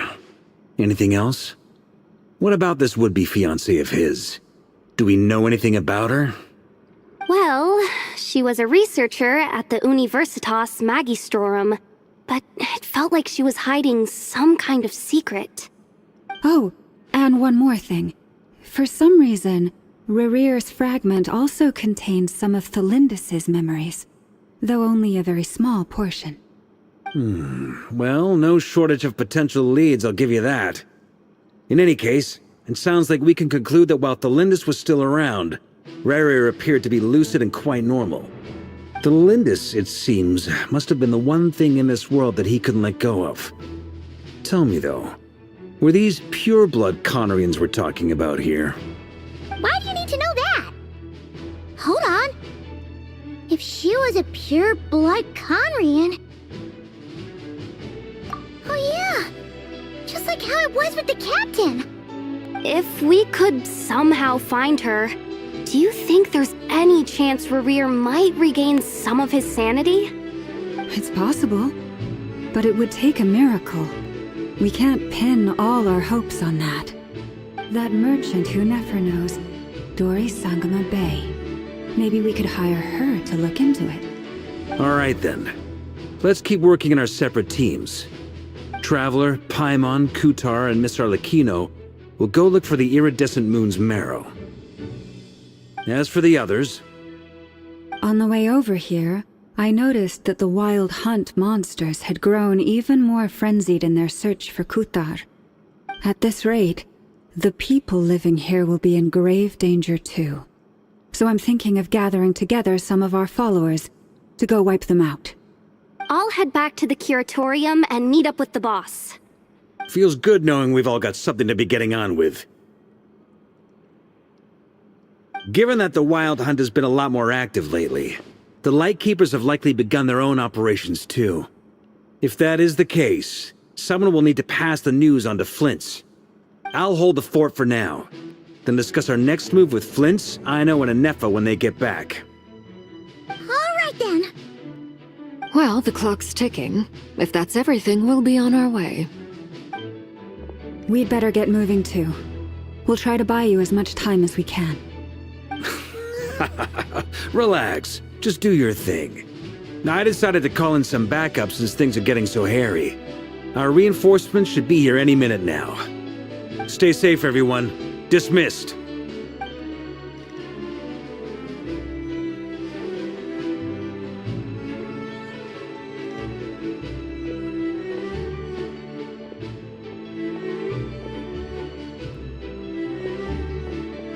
We're back. Did we get here a little early? Or a little late? A tad late. The others have already set off. To summarize, our resident moon goddess has found us a new ally, and Boss Nefer has uncovered some promising info. Everything going smoothly on your end? Not great. I don't know how long we can stall them for. The decoys are getting taken out way faster than we imagined. I'm gonna make some more later, but I need a timeout first. I'm so tired right now. Oh, right! Inefa, could you fill in Uncle Varka on what we just discussed with Flint's? Sure. Uncle Varka, you previously told us about how when you went to investigate a source of the Wild Hunt in Amsvartnir, you discovered that it was just a diversion. But according to Flint's intel, several outbreaks of the Wild Hunt had already occurred in Nodcry in the period leading up to that. That was before Rerir had regained his body, when he was far from regaining his full strength. In other words, in theory at least, he still lacked the means to act in two places at once. Flint's, with everything that's been happening, the Lightkeepers across Nodcry are rallying to fight back against the Wild Hunt. They're gonna need your help. I know, I'm sure you're capable of coming up with something far more effective than decoys. But for now, you should stay here and get some rest. Anefa and I will head back over to Amsvartnir to see if there's anything I missed. I told you Uncle Varka would say that, didn't I? A deal is a deal. Not a word about my snack intake for the next week. Database updated. Reliability of Aino's predictions increased. What does that mean? They were betting on how you'd respond after hearing their intel. It's the obvious choice, isn't it? That's hardly worth betting on. We already decided that Anefa should go investigate the situation over at Amsvartnir on her own. You might as well stay here and keep watch. Someone needs to hang back and oversee our strategy meetings. And besides, you still haven't fully recovered from ambushing Rerir. So I've ended up with the easiest assignment. Well, I appreciate it, everyone. See you when you get back.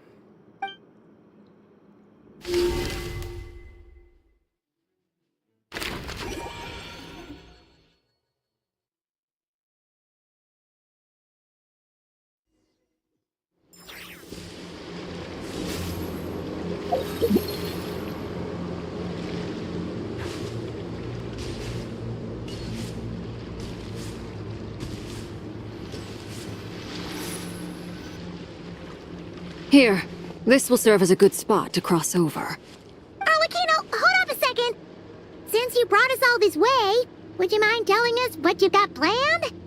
We still haven't got the slightest idea what's going on here. And if even Columbina doesn't know where the iridescent moon's marrow is, how do you? Simple. Because I am an inheritor of the royal bloodline of the Crimson Moon, and one of the last surviving embers of the Two Worlds' flames. Huh? Are you serious? As in, you're a descendant of that Crimson Moon dynasty we were just talking about? The one from ancient Conria? Your surprise is understandable. I was also taken aback when I first learned of it. But the more I thought about it, the more I realized the signs had been there all along. When I was young, I discovered I could wield a very special kind of fire. It coursed like blood through my veins and smoldered away inside my nerves. What's more, whenever I experienced strong bursts of emotion or drew too deeply on this power, it was like some kind of presence within the fire would begin to gnaw away at me, consuming me from the inside out. Exactly. That is why my hands are like this too. At first, I saw it only as a curse, but once I became a harbinger, the jester apprised me of the truth. Together with my own investigations over the past few years, there are several things that I have gradually come to understand.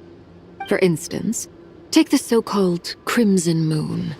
In truth, it is nothing more than the shattered remnants of the iridescent moon, fused with the abyss to prolong its lifespan. Since this blood flame was bestowed upon me by the Crimson Moon, it is a fusion of the iridescent moon's former power and the corruption of the abyss. You all understand the nature of the abyss well enough. I draw upon its power, and in return, it hungers for my soul. This strange blackness is the mark of corruption it has left behind. If I recall correctly, you once told me that if the corruption ever made it to your heart, you'd become a completely different person. Yes, and that's the reason I'm always careful not to push my power too far. It's essentially a never-ending tug-of-war. Whew. Sounds intense. Anyway, the rest of my story can wait. Is there anything else about the Crimson Moon or the iridescent moon that you're unclear about? Paimon has a question. So, the Crimson Moon that the Carians used to worship was actually the iridescent moon, right? Which was one of the three moon sisters. Does that mean that the Carians were to the Crimson Moon as the Frost Moon Scions are to the Frost Moon? So much of that history has been lost. We have no way of knowing exactly what they were like. But I would suspect that the Conrians weren't as devout in their moon worship as it might appear. The iridescent moon's remains simply served as their link to the abyss.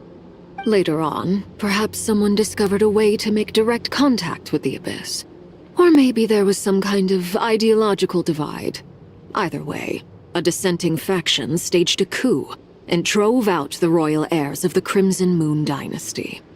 Still, even with the dark sun looming high overhead, the Crimson Moon's glow never truly faded. If you want living proof, it's standing right before you. The first time we met, I sensed something familiar in your presence. When I looked at you, I felt I could see that mysterious red moon in the corner of my eye. In your flames, I saw its broken image, surrounded by a strange black aura. Well, I appreciate that you kept it to yourself. Much about the Crimson Moon is still a mystery, and I'd prefer not to end up as the object of an insane research project. Anyway, time is against us here, so if there's any other questions, they'll have to wait. I just want to make sure I've got one thing straight. In her letter, Sandrone mentioned that since you are unable to contain the iridescent moon's marrow yourself, you intend to leave it in my custody. Correct? That's right. For now, it's the only way I can pay you back for your help. The iridescent moon is already part of who you are, so with its marrow in your possession, you'll be even more powerful than before. Deal. Then let's get started. Get what started? What does this place have to do with the Crimson Moon? When I first became a Harbinger, the Jester gave me a book called Paranhari, also known as Leobranto Inamorato. You should be able to buy a copy next time you're in Fontaine. It's a love story set in the Crimson Moon era, but setting aside the tangled romances of its characters, it also records a few interesting details. In the Crimson Moon era, or so the story goes, there was an orphanage that received children from beyond the bounds of this world, and subjected them to a peculiar induction ceremony. Beyond the bounds of this world? For real? And what kind of induction ceremony? The Crimson Moon Sages looked beyond this world for beings with powers that surpassed the gods. But fearing they might lose control, they subjected these children to a process of refinement. They made these children crawl up a fireplace and kept asking them, "Have you died? Did you see it?" Until they finally admitted to having died and seen a crimson moon. The adults embraced the children who passed the ritual, telling them, "Within the fireplace, you have traversed the flames between two worlds. Here and now, you are born anew." The book leaves much unsaid, but I suspect that this was their way of branding the children they had enrolled, leaving an indelible mark upon them so that they would forever live in the Crimson Moon's light. That explains why I can't sense the Crimson Moon's marrow in this world. It makes sense that it would be sealed in a special space that can only be accessed temporarily through some kind of ritual. But there's no fireplace here. Do you see a chimney anywhere? Oh, are we supposed to build it ourselves? Okay, fine. Paimon will go find some bricks. That won't be necessary. The fireplace is purely symbolic. The key to the ritual is crossing the flames between two worlds. In other words, the flames that burn within me. Those burned away by such flames leave behind a kind of ghostly afterimage in the world. In the days of Conria, people believed they could be used to bridge the gap between the two worlds of life and death. In short, I can open a passage to that space for you. That's the easy part. The catch is I'll need to stay on this side to keep the passage open, so I won't be able to come with you. Once you're inside, you'll have to find your own way.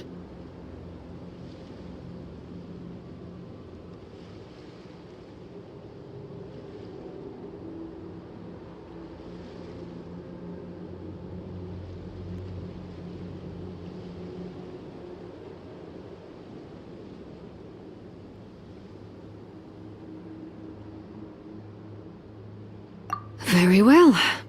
Then I'll open it up.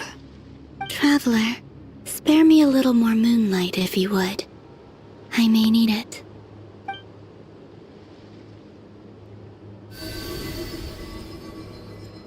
Thank you. I feel like I've recovered some of my strength now.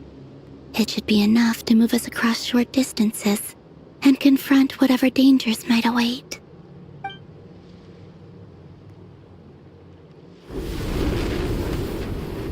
Mistress of the seven hues of ages past, great mother of the present, crimson-clad sovereign of the two realms, by fire severed, by fire renewed, I offer myself now and beseech your descent.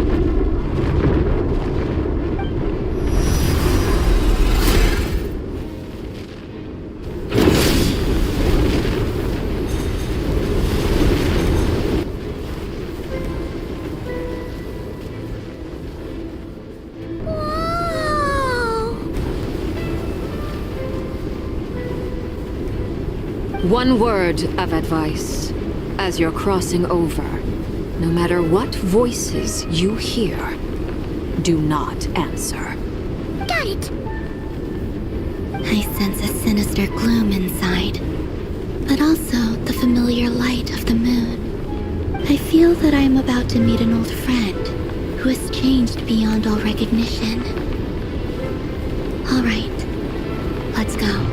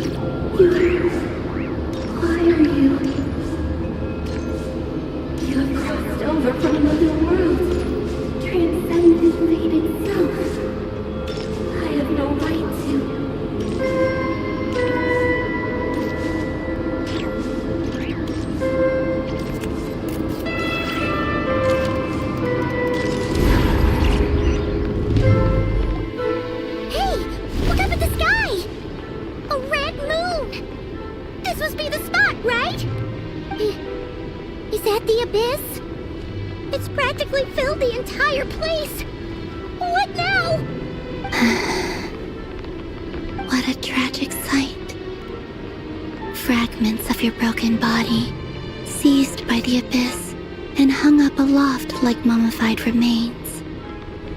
Iridescent moon, was this truly what you wished for? Careful! There's something spooky about this place. Feels like something is lurking in the fog. Haimon's right behind you. Whatever you do, don't run off without her.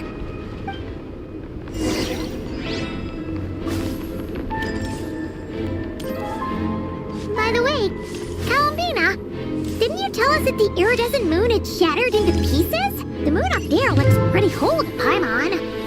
How is that possible?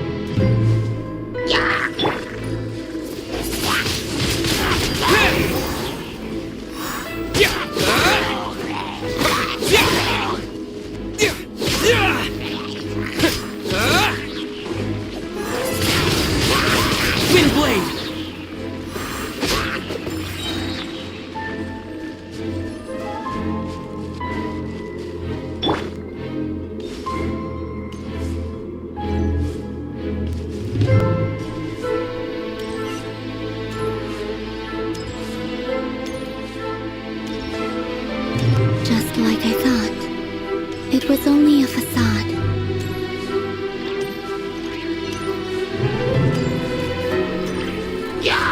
Surge!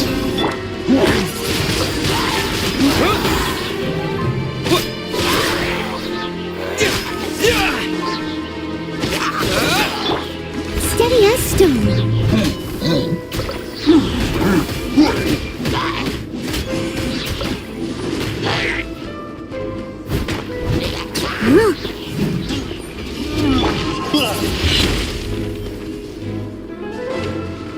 Disappear!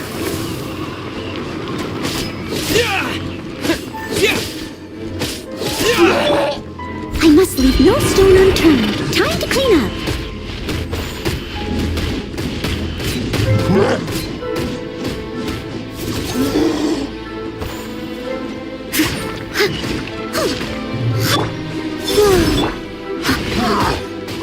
I'll catch up.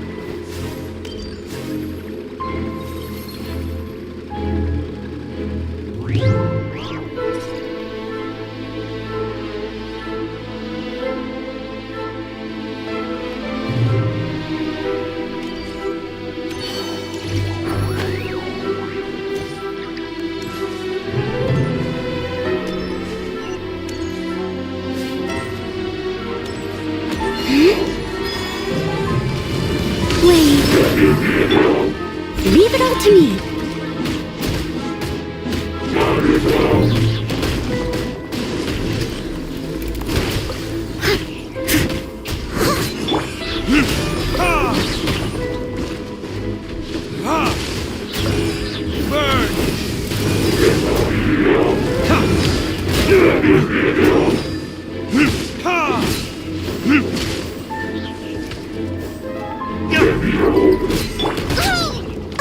I must leave no stone up. Surge. A new moon rises.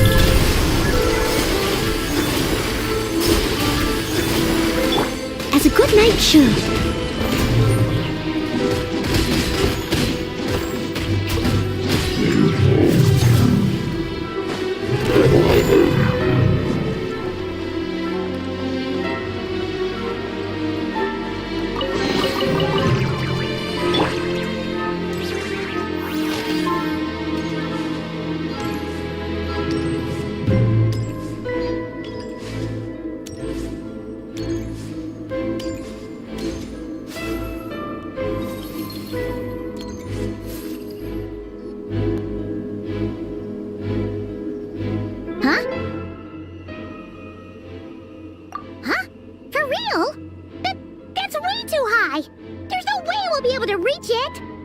No. I'm not sensing anything up there. It's coming from under the mountain. Let's see. Ah! There's some kind of weird shadow over the water. Wait, see that? Looks like a mechanism of some sort. Let's check it out.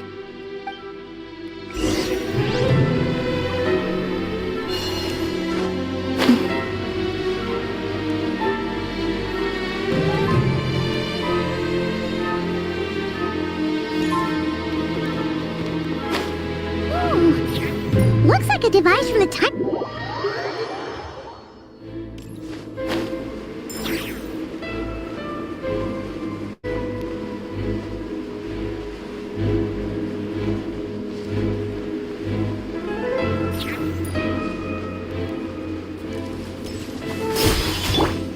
Leave it all to me.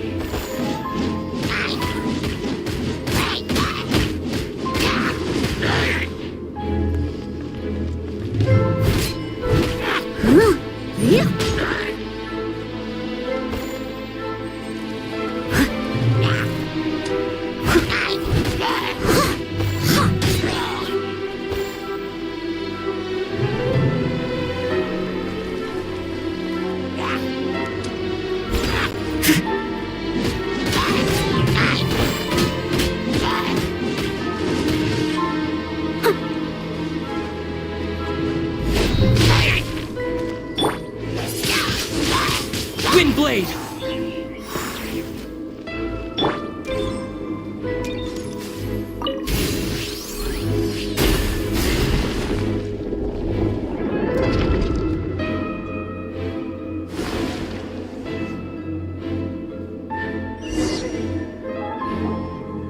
Hey, look at that!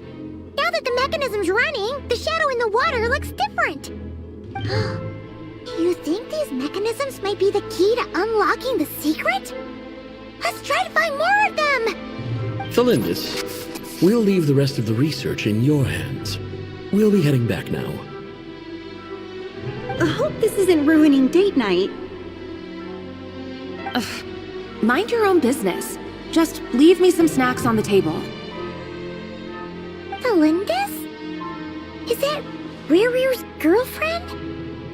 How come we're hearing her voice here? Oh yeah. So, do you think she was studying this strange space all along? The Abyss has made this space extremely unstable. Maybe that's why some of the things she said and did were preserved here. Like echoes. Or after images. Whenever I see this view, it takes me back to a poem from my childhood. Waning moon, oh lifeless damsel, weeping on the mountain crest. Mourning still in wistful tone, her fragile soul now laid to rest. For me, of all people, to be here investigating the mysteries of the Crimson Moon space, is it a coincidence or something more?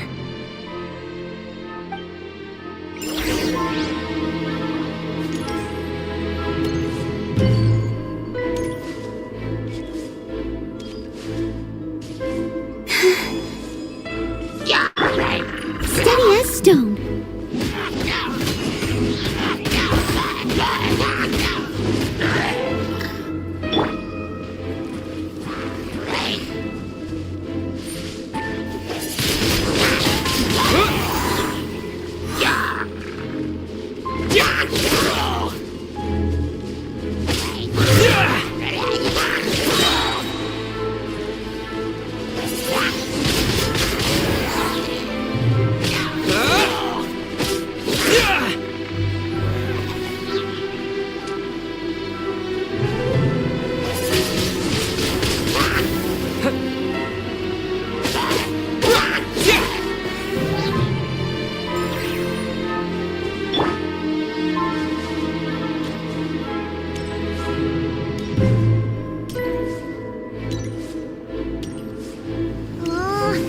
The Abyss has messed up this mechanism. We need to find a way to get it working again. Let's see if there are any other devices nearby.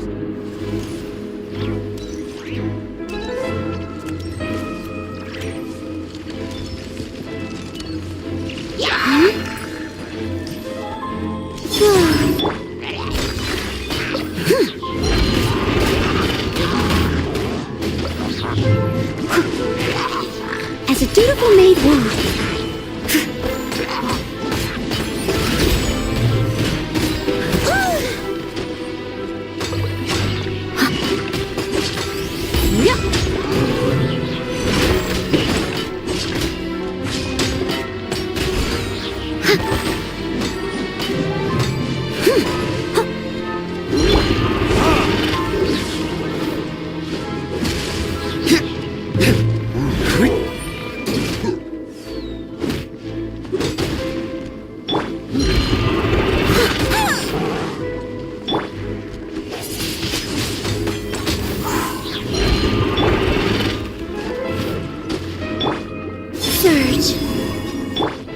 I must leave no stone unturned. As a good knight should.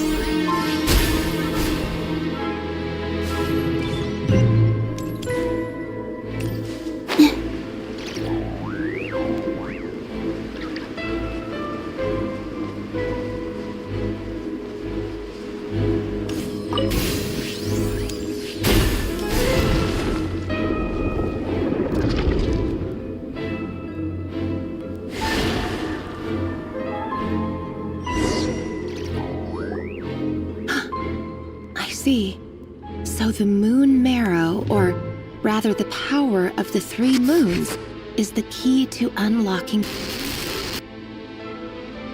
If it really does exist, then maybe this madness can finally be put to an end.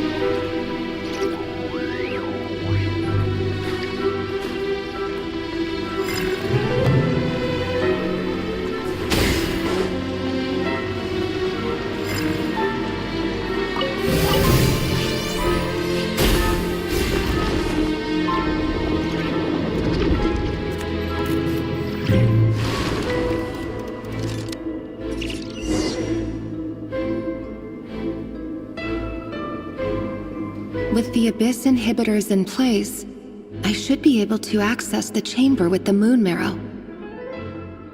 Oh, Rerir, with every step you take, you're drifting further from what you truly desire. But you're not the root of the problem. Ever since that outsider set foot in Conria, the Vinster King has sunken deeper into madness. If only I could get my hands on that outsider.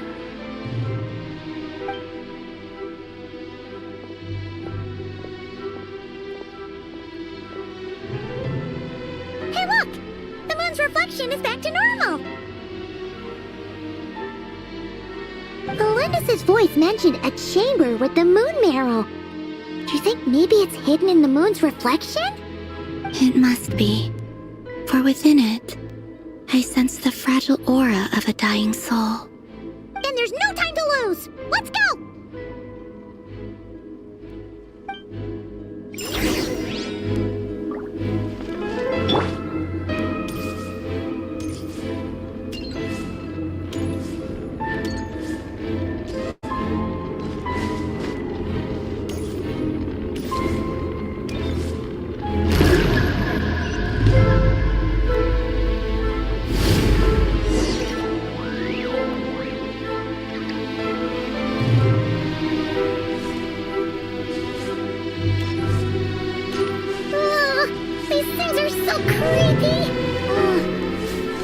We'll have to destroy them if we want to get to the iridescent moon's marrow.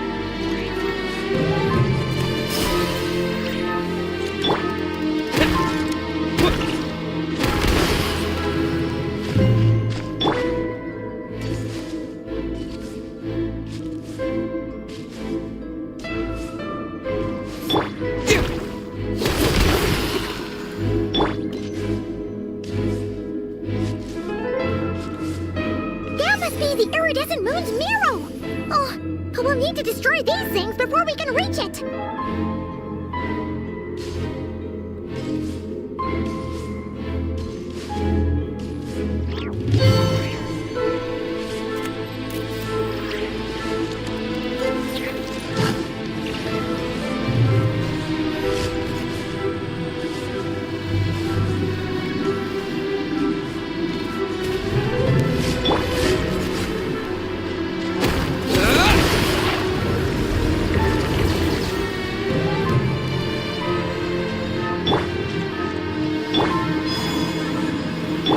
Leave it all to me.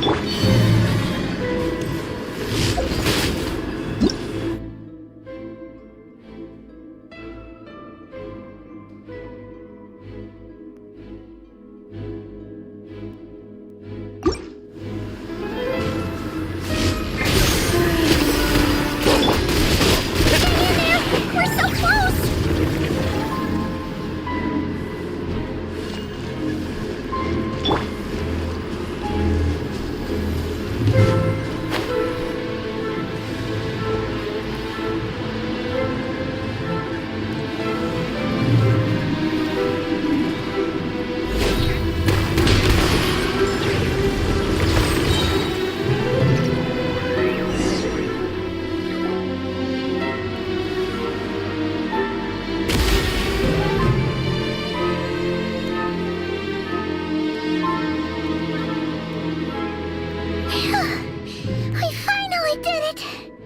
The iridescent moon's marrow, still burning away like an undying flame, yet now contaminated by the abyss.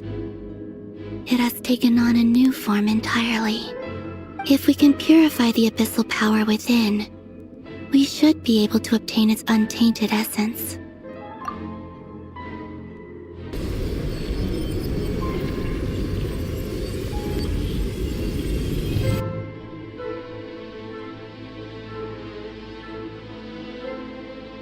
It's so cold.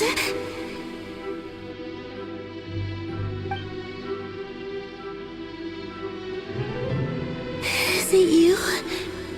Are you here? Huh? Are you talking to us? At long last, I can see you once more. Our fates have crossed, and I am finally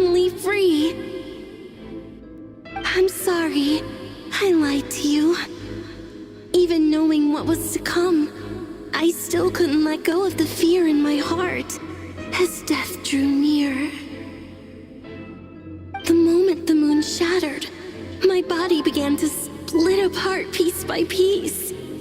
Like I was being cut into pieces by 1,000 blunt blades.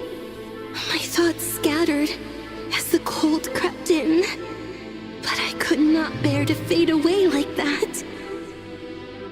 Tell me, what was it that brought you to us all that time ago? If only I had possessed your courage, then I might have been spared this torment more painful than death. You look so puzzled. That's how I felt too when I first saw you. But trust me when I say that everything happens for a reason. Farewell, Hypo.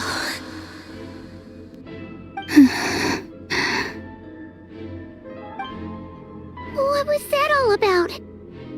Was that the goddess of the iridescent moon? Oh, it sounded like she was speaking to a long-lost friend. But none of us have ever met her before, right? Perhaps. She took me for the goddess of the frost moon she once knew. For a fading soul like hers, our auras must be too similar to tell apart. But anyway, we've got the iridescent moon's marrow now. That should help you regain your strength, right?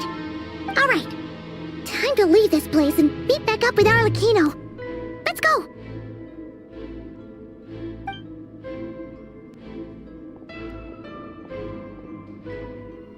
That's odd. This place looks different than when we came in. Waning moon, oh lifeless damsel.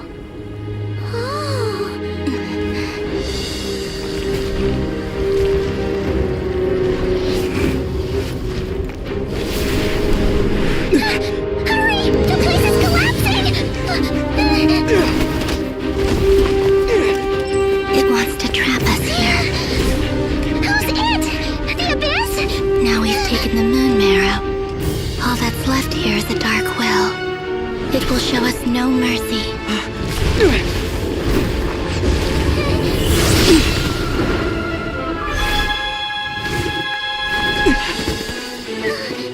Give it back! The Crimson Moons! My marrow! My heart!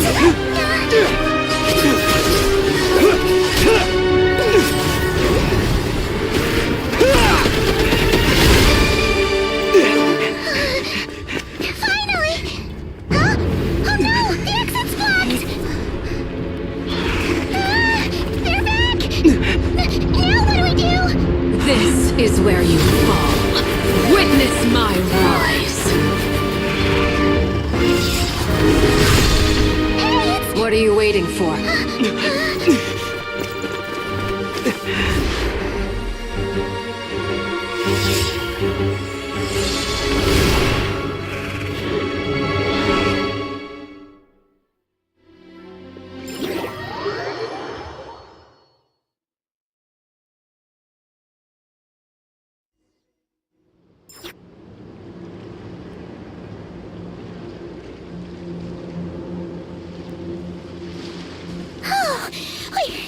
We made it! Was that you, Arlecchino? Did you save us? Wait, your hands! They're... Oh, this? Don't worry. It's a small price to pay. The Abyss wanted to trap you inside, and I defied its will by bringing you out. No wonder it's a little angry. No.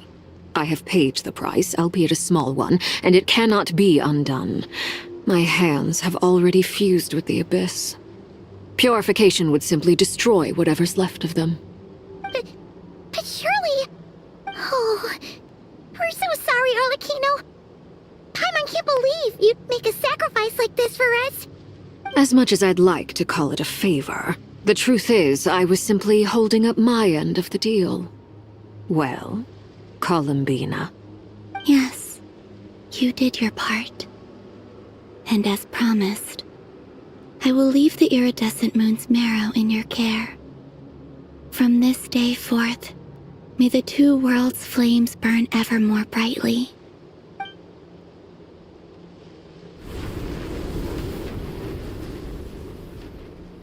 I'll take that as a blessing.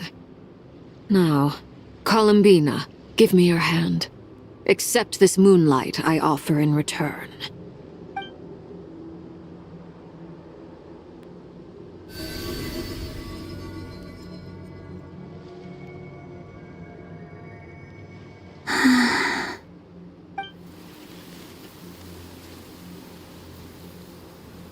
Feeling stronger? Hey, Columbina! Are you okay? I'm fine. Our powers are a little at odds, that's all. By the Frost Moon's authority alone, wielding the power of the other moons was always going to be a stretch. Still, I think it's fair to say that your strength has returned. At least to the level it was at as Third Harbinger. It's still not enough. There's no way I can hope to challenge Rayrear like this. Just one more ray of moonlight, if you would. It's okay. I can take it.